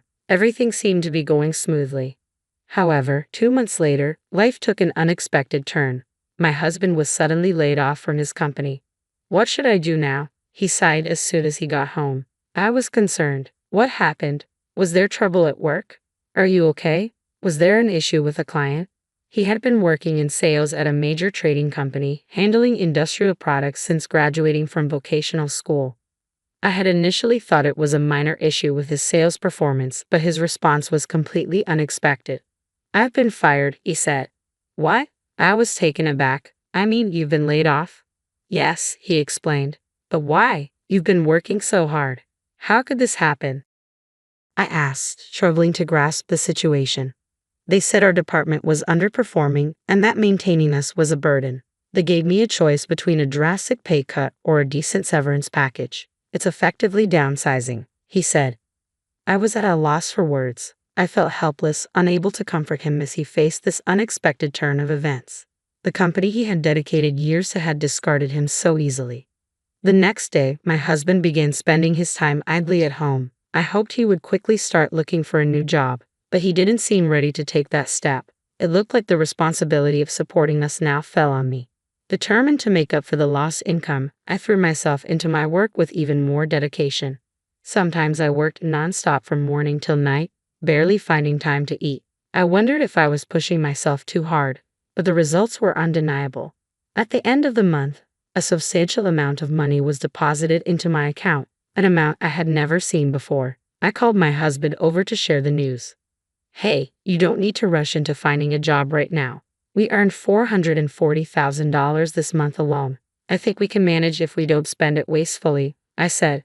Wow, that's impressive, he said, his voice tinged with surprise. But there was a coldness in his eyes that made me question why I had shared my income details with him. The next day, my mother-in-law's persistent demands began. Mary, come here for a moment, she called loudly from downstairs as I was focused on my work. What is it? I asked, pausing my tasks and heading downstairs. She stood in the living room and said, do the laundry for me. But I haven't finished my work yet, I replied. You can do that later. You've been quiet so far, but isn't it about time you did some housework? You're a daughter-in-law, after all, she said directly. Faced with her blunt words, I reflected on her position and realized she had a point. I understood the expectations placed on me.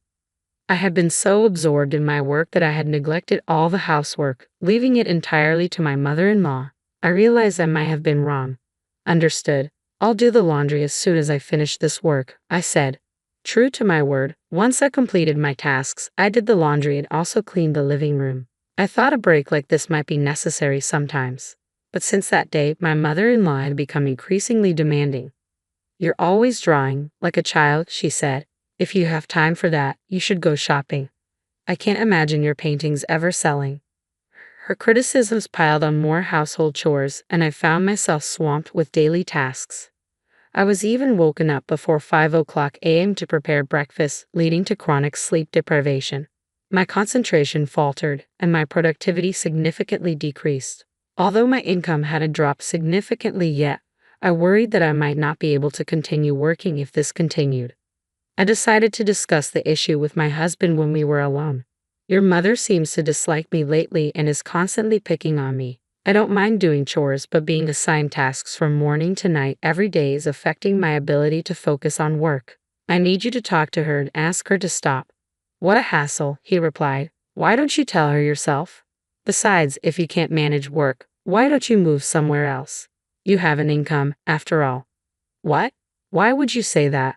I'm working so hard while you've been lagging around without looking for a job, I responded, feeling frustrated.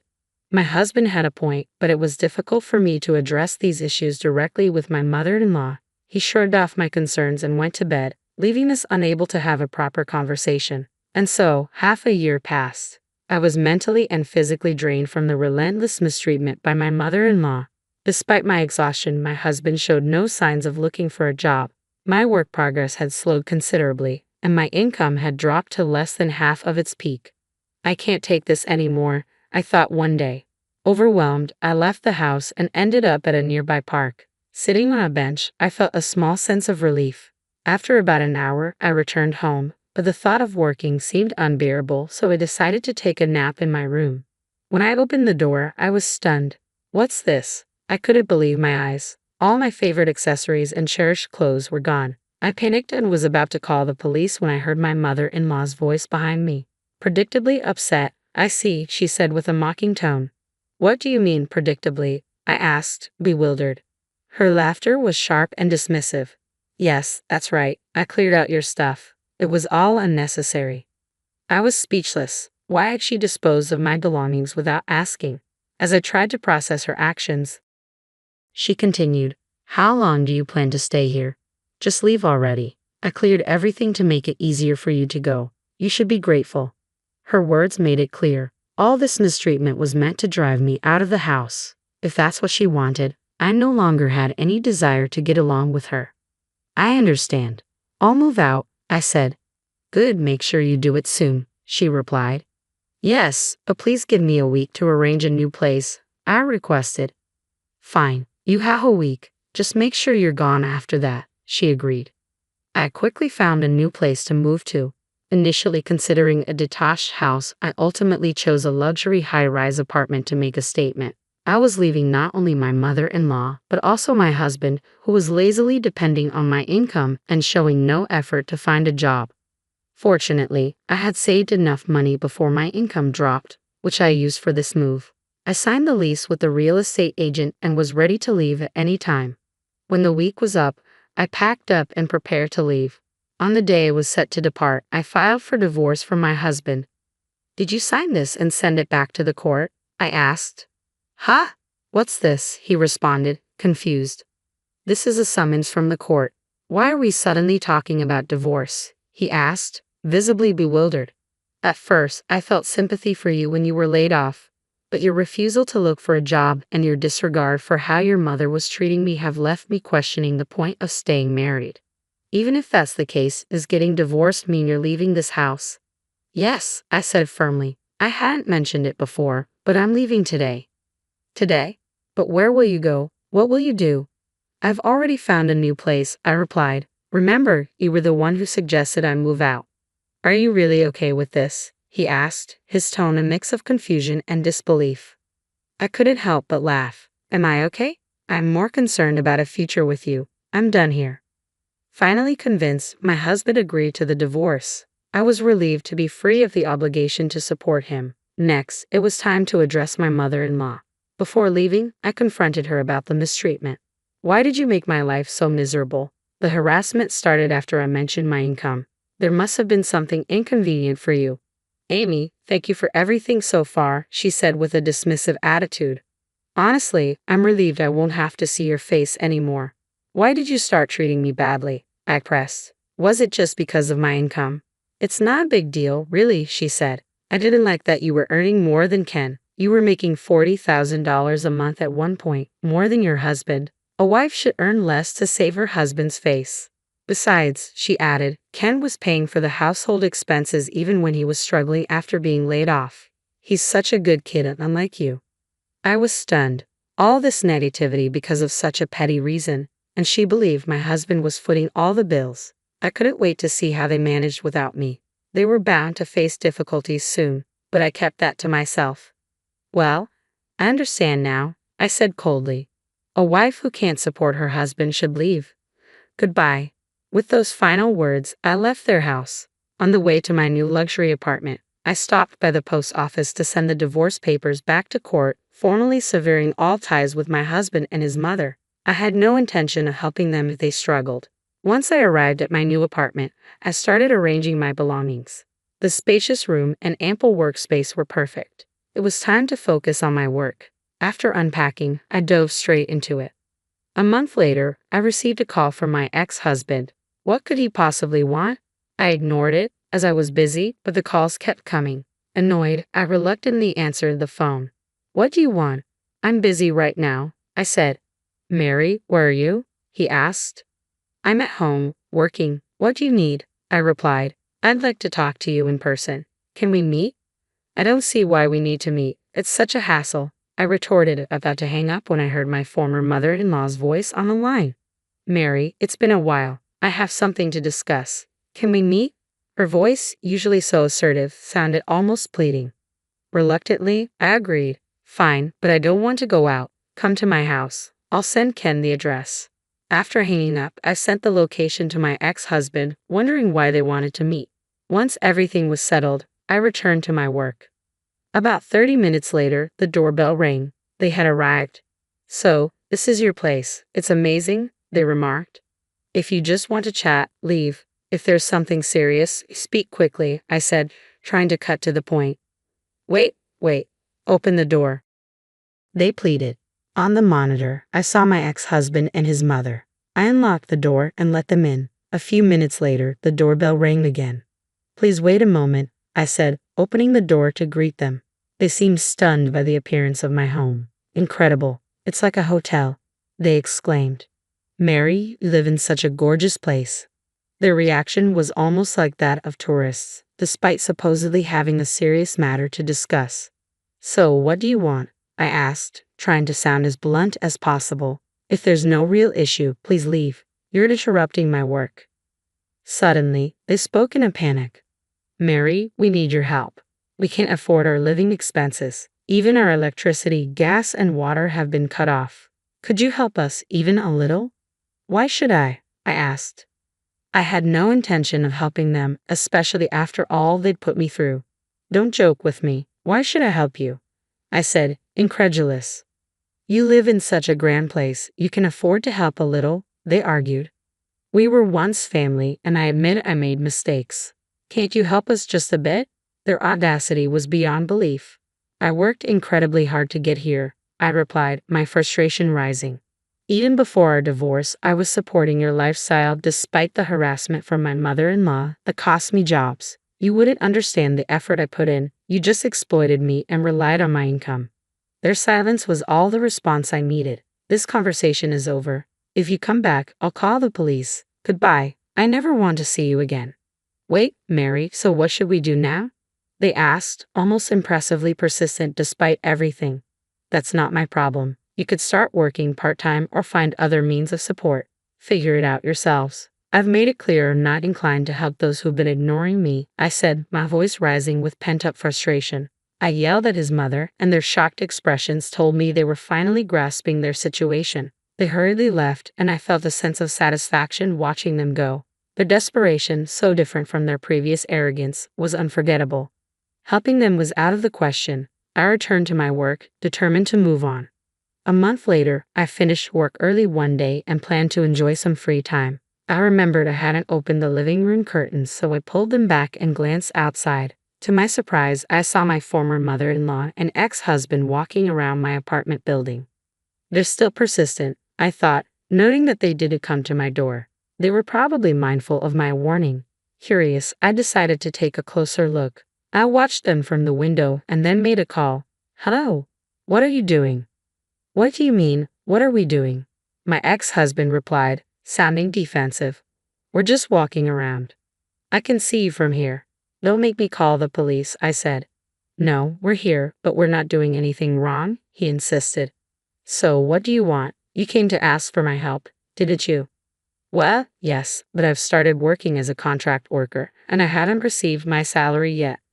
"Could you lend me some money? I'll pay you back," he pleaded. "It took being cornered to finally get you to ask for help. It's good you found a job. If you're working, you should be able to borrow from someone else before coming to me. Goodbye." I ended the call abruptly. About an hour later, I heard police sirens in the distance.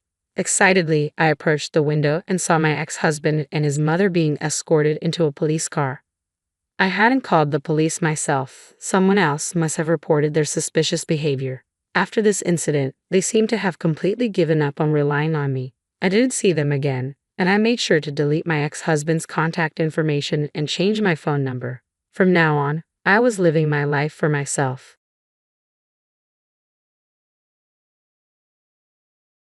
After my mother passed away, my sister-in-law and mother-in-law started visiting every time I was alone at home. It was strange how they would come over and act like it was my duty to entertain them, even though they had made the effort to visit. Their presence felt like an imposition, and I ended up ordering delivery because they expected me to cover the cost. My sister-in-law would laugh loudly, as if finding amusement in the situation. This painful routine had been ongoing for 2 years. With my son and daughter away at university, it was just my husband and me at home. One day, Tony told me something shocking. His parents and sister's family would be moving in next week. He even suggested that I should move out because I was in the way. This was my house, and I had no intention of leaving. Determined to take action, I agreed to tidy up, but had already started making plans. Tony, unaware of my intentions, left for a business trip. I quickly set my plan into motion and had everything prepared before his return. I looked forward to seeing the surprise on Tony's face when he came back. "My name is Nikki. I'm 48 years old and live as a housewife in my family home in the countryside. After high school, I moved to New York for university and stayed to work and live a single life. During a visit home, I attended a matchmaking event for local revitalization, despite having no intention of returning to the countryside. The locals persuaded me, and my reluctance led me to attend. Among the men there, one quietly sat beside me, Tony, my now husband. Feeling awkward alone, I struck up a conversation with him. Despite his few words, his sincerity attracted me. At that time, I was single and not in a high position at my company. My father had passed away, and I had no siblings. My mother lived alone. Growing tired of life in New York, I started considering that returning to the countryside and getting married might not be a bad idea. Eventually, I married Tony and moved back to the countryside to live in my parents' home. Tony agreed to live with my mother, as his sister Sarah was already living with her husband in his parents' home. We had a son and a daughter, and our married life seemed smooth. However, after my mother's death and the children leaving for university, I faced unexpected difficulties. Tony, a man of few words, had always kept to himself and stayed uninvolved in parenting. I had been close to my mother, and her support had made parenting manageable. But after she passed away, I was left with just Tony, and our life took a turn for the worse. Tony's behavior changed drastically. He started referring to me as you or hey instead of using my name and began acting arrogantly, a stark contrast to his former quiet demeanor. He would lounge around in the living room, making demands like, if you're not doing anything, at least make some coffee. His new attitude made me feel like a fool. He never used to lie down outside the bedroom, but now he seemed to disregard all the respect we once had. I can't help but wonder what triggered such a drastic change in Tony. Perhaps he had been considerate of my mother because she was his mother-in-law, but his current arrogant and dismissive attitude is something I've never seen before. It seems like he's spreading his wings now that she's no longer here, but this transformation has been startling. Even our children, who visit occasionally, have been taken aback by his new behavior. When the kids come home, Tony is so engrossed in the TV that he doesn't even move from the living room. If they try to change the channel, he snaps at them. Hey, what are you doing? Go away. His harsh demeanor clearly upsets them.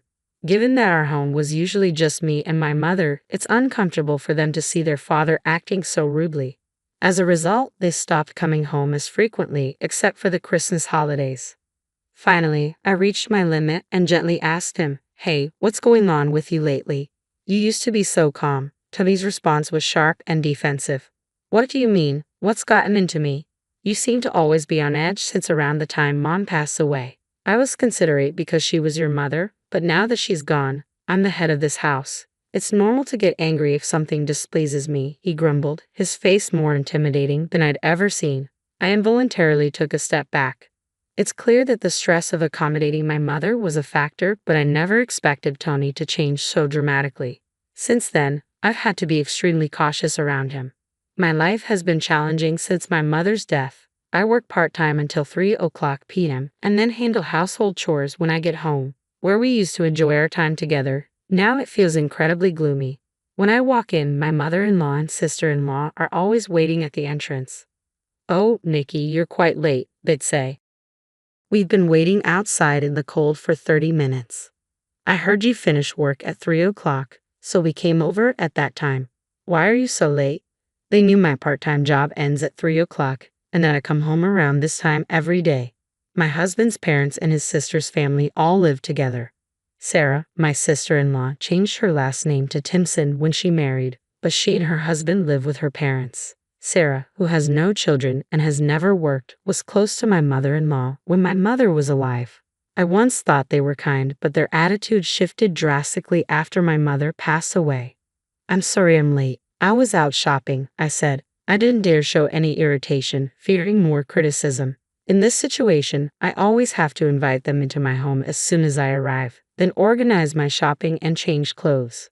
But my mother-in-law immediately starts complaining.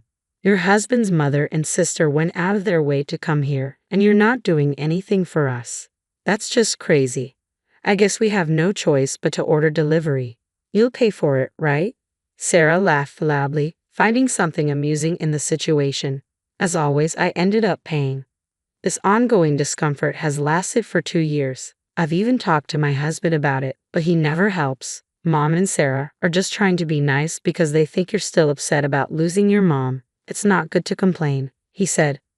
but I'm always the one footing the bill for their deliveries, which puts us in the red every month. You could manage our finances better or find a higher paying part-time job. Besides, you seem to care about your own family but are cold towards mine." His words left me stunned. I don't want to quit my current part-time job because my coworkers are nice, and although I live in my parents' house, I've never neglected my in-laws. I've attended family gatherings and brought gifts for birthdays and anniversaries. They used to be kind to me, so why did their attitude change so suddenly after my mother's death? I felt overwhelmed and stressed, unsure how to handle the situation. Then, one night after returning from work, my husband dropped a bombshell. "Next week, my parents and sister's family are moving in, so clear out your room," he said abruptly. "What? That's so sudden." I was confused and panicked. "They're moving in this Saturday. Get ready quickly," he added, dismissing my distress. With only 3 days left, this major decision had been made without any consultation with me, just decided by him and his family. "Wait a minute, you can't just make such an important decision on your own. This is my house," I protested. "Shut up. I've decided because I'm the head of this house now. Don't complain," he snapped, leaving me stunned. I accidentally dropped a dish I was washing, and it shattered. "You're really clumsy. That's why it's such a hassle to be with you," he said coldly, catching me off guard. He added sarcastically, "Let me be clear. My mom and sister like this house and want to live here, but they don't like you. I don't want to be with you either, so you should leave." "Yeah, so like I said, pack up all your stuff. I'll be on a business trip for the next 3 days, so finish it before then," he ordered, his treatment filled with anger. I resolved to take immediate action. "Fine, I'll pack everything up," I said, my resolve hardening. Tony smirked. "Clearly please. I thought you'd resist more, but you're surprisingly obedient," he said, seeming satisfied that his plan was going smoothly. Little did he know, I had my own plans for payback. The next day, while my husband was away on his business trip, I followed through with my plan. I made the necessary phone calls and completed all the preparations. I left the house before Tony could return, imagining his surprise when he came back. My destination was my daughter Lily's apartment in New York, where she lives alone. I had informed her 3 nights ago. "Mom, I've been waiting. Are you done with the procedures?" Lily asked. "Yes, everything is perfect. Sorry for coming over so suddenly," I replied. I hugged Lily and reassured her, "It's okay. Besides, Dad's way of doing things is terrible, trying to kick you out of the house like that." She smiled and replied, "Well, before I came here, I got back at him. He's going to be surprised later." We both laughed. My visit to Lily's was part of a plan. Later that night, as expected, Tony called, his voice full of frustration. "What kind of joke is this? There's nothing in the house. Where did all the furniture and appliances go?" I calmly responded, "I meant to clear out everything from your room, not the entire house." Tony's confusion was evident. "Initially, I told you to clear out your room, but now you've removed all my belongings," he said, his frustration growing. I replied, "You wanted me to leave, right? So I got rid of all the furniture and appliances I inherited from my mother. Now your family can move in without any hesitation."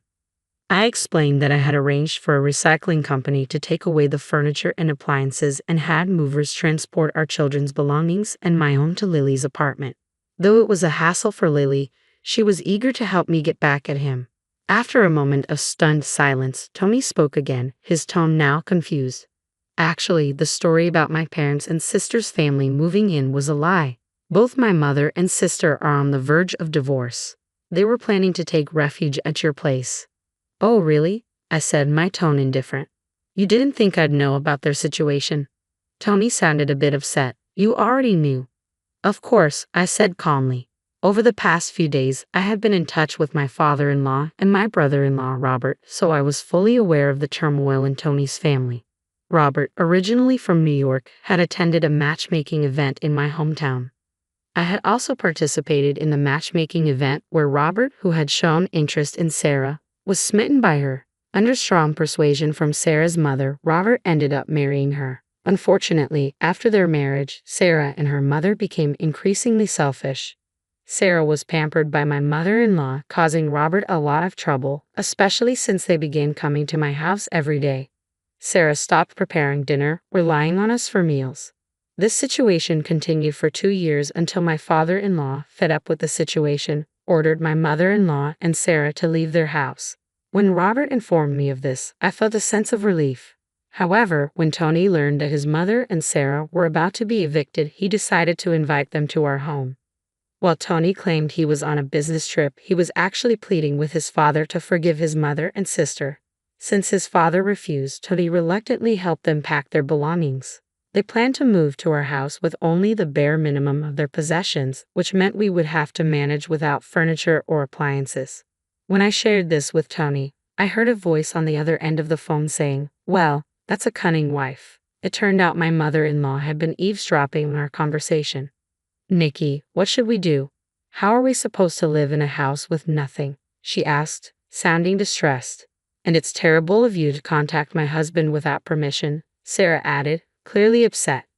I responded, "Actually, I also asked your husband for help. I requested that he forgive the two of you. He said if you reflect properly, you can come back tomorrow." Sarah and my mother-in-law seemed to cheer up as if imagining a happy reunion. "Nikki, let's forget about what happened earlier. You're not so bad after all," they said, trying to make amends. Tony, who had brought the two women home, looked visibly disappointed. "So the issue with them is resolved. But what about me? At least return our home appliances," I said. "Oh, about that," I continued. "While I was cleaning up, I also arranged to sell the house. So could you please move out soon?" "What? Wait a minute," Tony exclaimed, shocked. "I'm your husband. How can you treat me like this?" I calmly replied, "You tried to kick me out of the house, so I don't see why you think this is unfair. Your actions were pretty terrible too." Tony was left speechless, unable to counter my argument. I added, "Oh, and your belongings are still in the house. Check the small drawer in the bedroom. I've already completed my part, so make sure you handle yours." I could hear Tony's footsteps on the other end of the phone, moving towards the bedroom. After a door slammed shut, he said, "What? These are copies of the petition for divorce and the summons?" "Yes," I confirmed. "Please fill out your part and submit the response to the court." Tony's disbelief was palpable.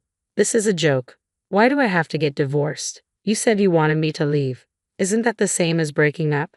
He was clearly shocked by how his actions had backfired. Silence followed, and soon I heard Tony's sobs. In a tearful voice, he pleaded, "Please, I was wrong. I will cherish you from now on. Can't we start over?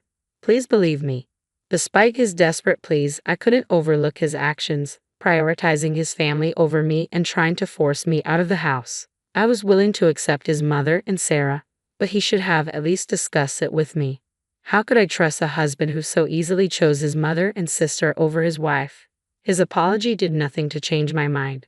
The next morning, I received a call from Sarah. "Nikki, you tricked me. When I got home, neither my father nor Robert were there, and the house has already been sold." I responded calmly, "I didn't lie to you. I said you could return. But I never mentioned that your father and husband would be there waiting." Sarah and her mother complained bitterly over the phone. Then suddenly, her mother exclaimed, "How could this be?" I guess they had discovered the envelope in the mailbox, which contained a letter from my father-in-law. The letter included the filled-out petition for divorce and the summons. From what I had heard, my father-in-law had been fed up with his wife's selfish behavior and had considered moving to a care home alone. This incident pushed him to finally sell the house. Robert, unable to tolerate Sarah's selfishness, decided to divorce her and return to his parents in Enmai. "Do something, Nikki, or we'll lose our house," Sarah pleaded. "That's not my problem," I replied. "Why don't you apologize to your husband? It might not be too late." Sarah's pride, however, prevented her from apologizing. I could hear her sobbing while her mother tried to console her. Then her mother, apparently grabbing the phone, yelled, "You wicked woman! How could you be so cruel?" Surprised by her sudden outburst, I suspected it was just a bluff. I calmly said my final words, "Understood. Take care, mother-in-law and sister-in-law. Goodbye." I heard a voice from the other end saying, "Wait," but I ignored it and ended the call. I had no intention of dealing with any more of their trouble. Despite their selfish actions leading to this situation, they continued to blame me. Soon, I would be finalizing my divorce from Tony, making them practically strangers to me. I saw no need to involve myself with them any longer. Since Tony was unwilling to initiate the divorce, I had to take legal action. After a lengthy mediation process, we were finally able to proceed with the divorce. Tony requested half of the proceeds from the sale of our house, but his demand was denied as it was not considered shared property. Tony confronted me angrily after the trial, but the judge intervened. I watched as Tony's disappointment grew, feeling no sympathy. If only he had shown any remorse for the constant interference from his mother and Sarah, things might have been different. Ultimately, our marriage ended on the worst possible note. After the divorce, it seemed Tony, along with his divorced mother and Sarah, were struggling to find a place to live. A local friend informed me that they were initially sleeping in the park, using cardboard boxes. Tony reached out for help but eventually fell out of contact, possibly due to his phone service being cut off. Over time, they managed to move into a rundown flat on the outskirts of town. Tony was working to support them, but it was a burden, particularly with his inexperienced mother and Sarah. Despite being of working age, Sarah refused to get a job, likely due to her pride. The constant arguments between his mother and Sarah were disturbing the neighbors. Tony, frustrated by the situation, had turned to gambling, which seemed to be draining most of his earnings. Though it was no longer my concern, I couldn't help feeling a sense of satisfaction hearing about their troubles.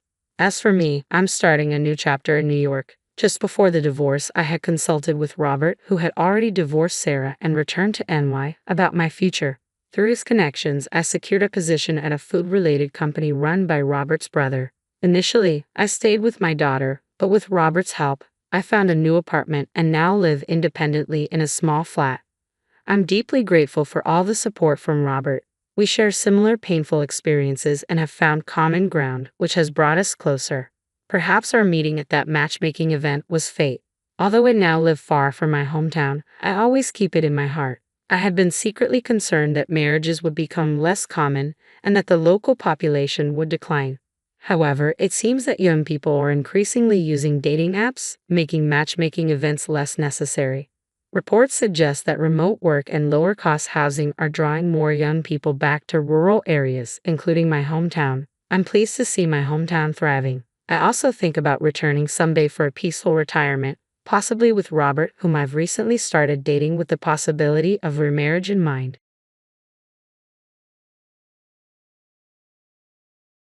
Hello, are you Yumi's mother? I'm calling from the nursery school. Ha! What is it?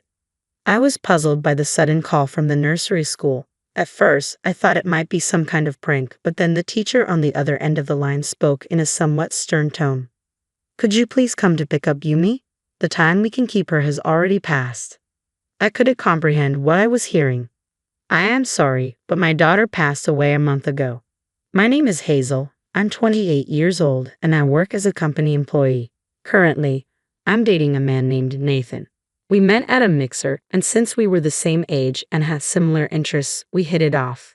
He seemed like a typical company employee, stable, calm, and sensible. These qualities are important to me, especially since we're at an age where marriage is on the horizon.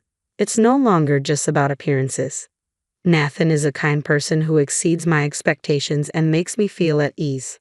On our dates, he always comes up with creative ideas, and when we spend time at his place, he prepares delicious meals with impressive skill. This eggplant dish is really good, isn't it? He said one evening, serving up a meal. It's surprisingly easy. I just make it quickly in the microwave. That's amazing. You're really good at Japanese cuisine, I replied, impressed. Yeah, actually my family runs a small restaurant. Really? This was something I learned when we first started dating. Nathan's family lives in the countryside and operates a small restaurant. He learned to cook from his father, who is a chef, and as a result he's very skilled in the kitchen, capable of making a variety of dishes. Do you have any siblings? I asked. Yeah, I have a younger sister, he answered. Knowing that he had a sister meant he was the eldest son, which made me wonder if he might take over the family business someday. What are you thinking about doing in the future? With your job, I inquired. After a pause, he replied, after working at the company for a bit longer, I plan to return to my hometown and take over the family's small restaurant. I think I'll start with a training period. Oh, is that so? I was a bit taken aback by his plans. If we were to get married, I'd have to leave my current job and move with him. I work as a web designer, and I really enjoy my job. I hadn't considered quitting anytime soon, but at the same time, I wanted to be with Nathan. Before I knew it, I found myself discussing this dilemma with a senior colleague at work. Then why don't you try applying for remote work? She suggested. Really? The advantage of our job is that we can do it anywhere as long as we have a computer. If you manage your work properly, some companies will allow you to work from home. I'm sure your company can accommodate that too. Is that so? Hearing her words filled me with hope. This meant I could continue my current job even if I moved with Nathan. In fact, after I talked to Nathan about the future, he admitted that he had been thinking he would have to make me quit my job and take me with him if we got married, which had made things feel a bit awkward between us. I immediately asked my boss if it was possible to switch to remote work. If you meet the criteria set by the company, there should be no problem, was the response. As for the internet connection and computer, everything was falling into place.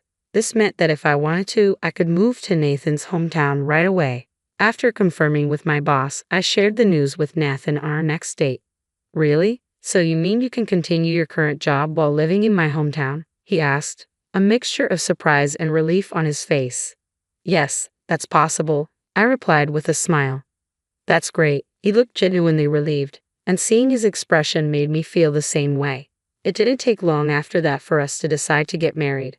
Hazel, if you don't mind, would you marry me and move to my hometown? Nathan asked one evening, his voice filled with sincerity. Yes, I'd love to, I said without hesitation. And so, we decided to tie the knot. When I told my parents about the move, they seemed a bit sad but ultimately supported me, sending me off with the words, "Be happy." Nathan and I got married and started our life together. He began working at his family's small restaurant under his father's guidance. Since the restaurant was next to his parents' house, we initially lived with them.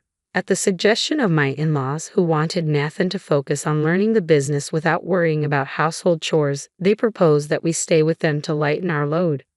However, I would later realize that this decision was a mistake. Living with my in-laws turned out to be more challenging than I had anticipated. Hazel, how long do you intend to stay holed up in your room? My mother-in-law, Susan, said one day, knocking on the door forcefully. I'm working, Susan. I'm actually working right now, I explained. Working? You're always in your room. What kind of work are you doing? Are you trying to deceive me with that excuse? She retorted, her tone filled with suspicion. I'll never accept it, my mother-in-law declared. But I really am working, I insisted. Don't lie. You're just playing around, drawing pictures on that computer, aren't you? She snapped, glancing at my screen. This is called web design. It's my job, I explained, trying to remain patient. I won't be fooled. It's shameful for an adult to be wasting time drawing pictures, she retorted. My mother-in-law likely held old-fashioned views and didn't seem to grasp the concept of working from home. To her, I wasn't really working. I was just cooped up at home, neglecting household chores. I never thought I'd have such a lazy daughter-in-law. Nathan is working hard to become first class, and here you are, playing around like a parasite. Try to be more useful, she criticized almost daily, making it increasingly difficult for me to concentrate on my work. Desperate to change the situation, I decided to talk to my husband about it. Oh, my mom's getting in the way of your work? Nathan asked when I brought it up. Yes, it's like she doesn't understand I'm working from home. She thinks I'm just goofing off, I explained.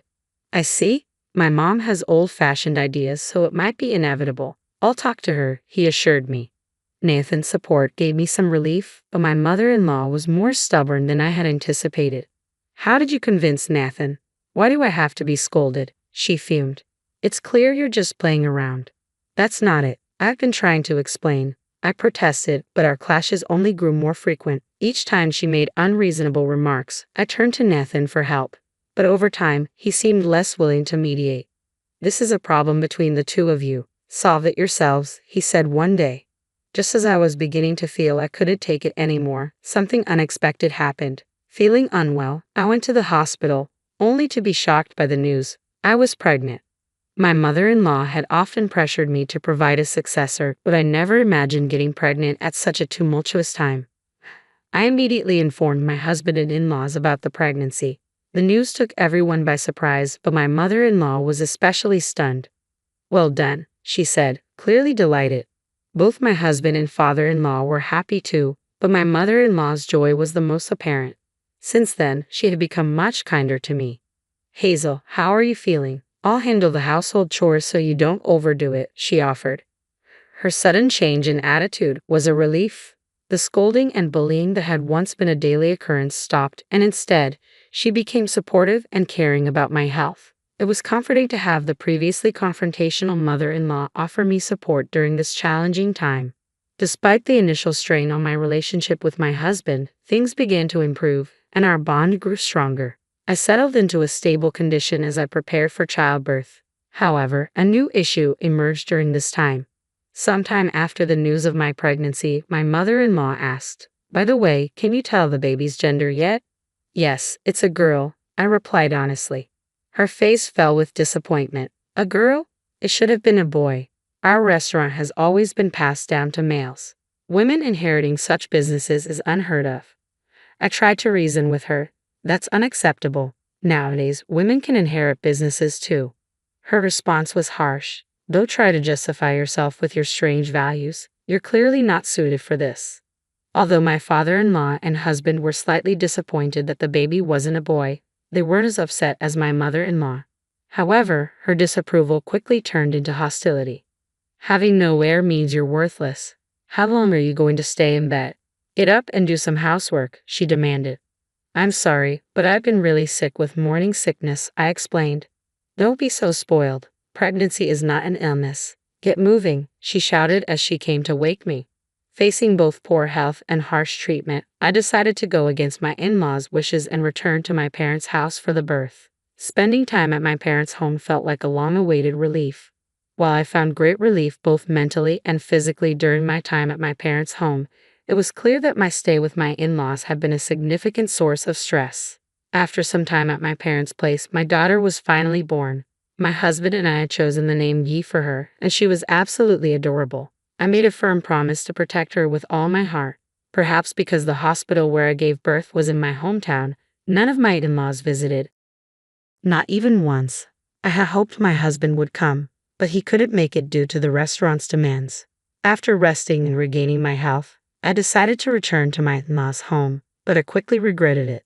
My mother-in-law greeted me with an angry expression. "You've taken your sweet time bringing back my grandchild. Why the delay?" "I'm sorry. I needed some rest," I explained. "Rest? We've been incredibly busy." "What do you mean by busy?" she retorted.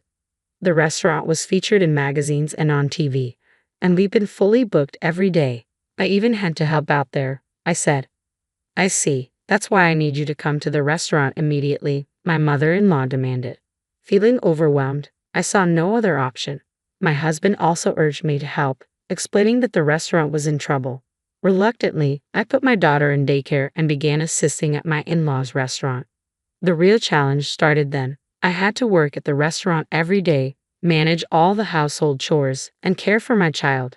My health was deteriorating, and on top of that, I was subjected to constant verbal abuse from my mother-in-law, which pushed me to my mental limits. Amidst all this, one day, I suddenly collapsed and was diagnosed with a stress-induced gastric ulcer. After regaining consciousness, I explained my situation to the doctor, who advised that I would need a longer hospital stay than usual. When I informed my mother-in-law, her response was devoid of concern. "What a troubled woman," she said dismissively over the phone. Meanwhile, my husband apologized, saying, "I'm sorry for pushing you too hard." But it felt too little too late. I couldn't shake the feeling that he too was responsible for letting things spiral so badly. During my hospital stay, Rose, who worked at a small restaurant, came to my aid. "I'll take care of you," she said. "I'll handle the drop-offs and pickups for your daughter." "Thank you so much," I said, deeply relieved. Rose's help with daycare was a lifeline, allowing me to focus on my recovery with some peace of mind. However, a few weeks into my hospitalization, I received a frantic call from my husband. "Hazel, please calm down and listen. Yumi, she's died. She was caught in a big fire, and her body couldn't be saved." The words struck me like a blow, and I could barely process the news. "I'm sorry, but I'm also suffering," he said. The shocking news left me deeply unsettled. When I returned to my in-laws' home after being discharged, I was met with the grim sight of an urn containing my daughter's ashes. Overwhelmed with grief, I was further stunned by my husband's next statement. "I'm giving you this urn and asking for a divorce." I can't continue our marriage with the loss of our daughter and the ongoing issues with my mother. I understand if you're fed up with the situation. I am, I said. I'm done with your mother's bullying and your inability to protect me. I'll leave.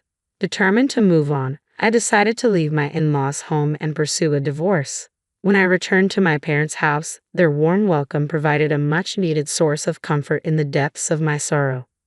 When I explained my situation to my company where I had been taking time off, they were understanding and allowed me to extend my leave. After a month of rest, I received an unexpected phone call. Hello, is this Yumi's mother? This is a staff member from the nursery. Why are you calling? I was initially puzzled and thought it might be a joke. But the voice on the other end was stern. Could you please come and pick up Yumi? It's past the time we can keep her. Confused, I replied, I'm sorry, but my daughter passed away a month ago. The teacher's tone shifted to anger. Why would you say such a thing? It's unthinkable to neglect your own child. Please come quickly. Overwhelmed by their reaction, I rushed to the nursery. To my shock, I found Yumi there, alive and laughing joyously. The relief of seeing her safe was immense. A teacher approached me, clearly having realized the misunderstanding. We were told by your mother-in-law that you were too busy to pick up Yumi, so she's been bringing her here daily. Hearing that my mother-in-law had falsely claimed Yumi was in my care while she was actually alive at the nursery filled me with rage. My contact information was listed as the emergency contact, which is why the nursery had called me. My husband and father-in-law had deceived me, and I was furious. Taking Yumi, I returned to my parents' home. As I settled in, I received a call from an unknown number. It was my mother-in-law. Why did you take Yumi back without permission? She yelled. I retorted, why did you lie about Yumi's death? I found out she was alive and left at the nursery. If you all want to lie to make things easier for yourselves, that ends now. I will raise my daughter myself. Do as you like, but don't contact me again. My mother-in-law was silent and then hung up. Fueled by anger, I resolved to uncover the full truth about the situation. I went to my in-laws' house armed with important documents. What are you doing here? My mother-in-law asked, visibly surprised. That day, the restaurant was closed and the whole family was at home, including another key person. I've come to discuss the affair between Nathan and Rose, I said. The mention of the affair visibly shook my in-laws. Affair? What are you talking about? My ex-husband asked, his face paling. I presented documents proving that Rose was pregnant and that Nathan was the father. According to these, Rose was pregnant around the time I gave birth. While I was in the dark, you two were involved in an affair that led to this pregnancy. To cover it up, you lied to me about Yumi's death. Their faces turned even whiter as they absorbed my words. I'm relieved that Yumi is safe, but I will be demanding compensation for my mental distress and child support, I declared. My ex-husband began to apologize profusely. I'm truly sorry. It was wrong. This was all my mother's idea, and I was against it. We intended to put Yumi in a child welfare institution. Child welfare institution? What are you talking about? I demanded. He revealed a shocking truth. The plan had been to fake Yumi's death and place her in a child welfare institution to avoid paying compensation and child support. My anger reached its peak. I'm truly sorry. Please, I beg you to overlook the compensation and child support, he pleaded. There's no way I can forgive that. I'm going to sue you. Be prepared, I replied, and left the house. Following these events, I demanded compensation from Nathan and Rose and sought child support from my ex-husband. I also detailed the situation to neighbors, regular customers of the restaurant, and mothers from the nursery school. The scandal spread quickly, tarnishing my in-laws' reputation. As word spread on social media and even new customers who had heard about the restaurant through magazines stopped coming, the family's small restaurant was forced to close within a year. It felt like just deserts for their despicable actions. Meanwhile, I continued working from home at my parents' house, focusing on raising my daughter. She's growing up well, and both my parents and I are delighted to see her thrive. I plan to keep working hard for her future.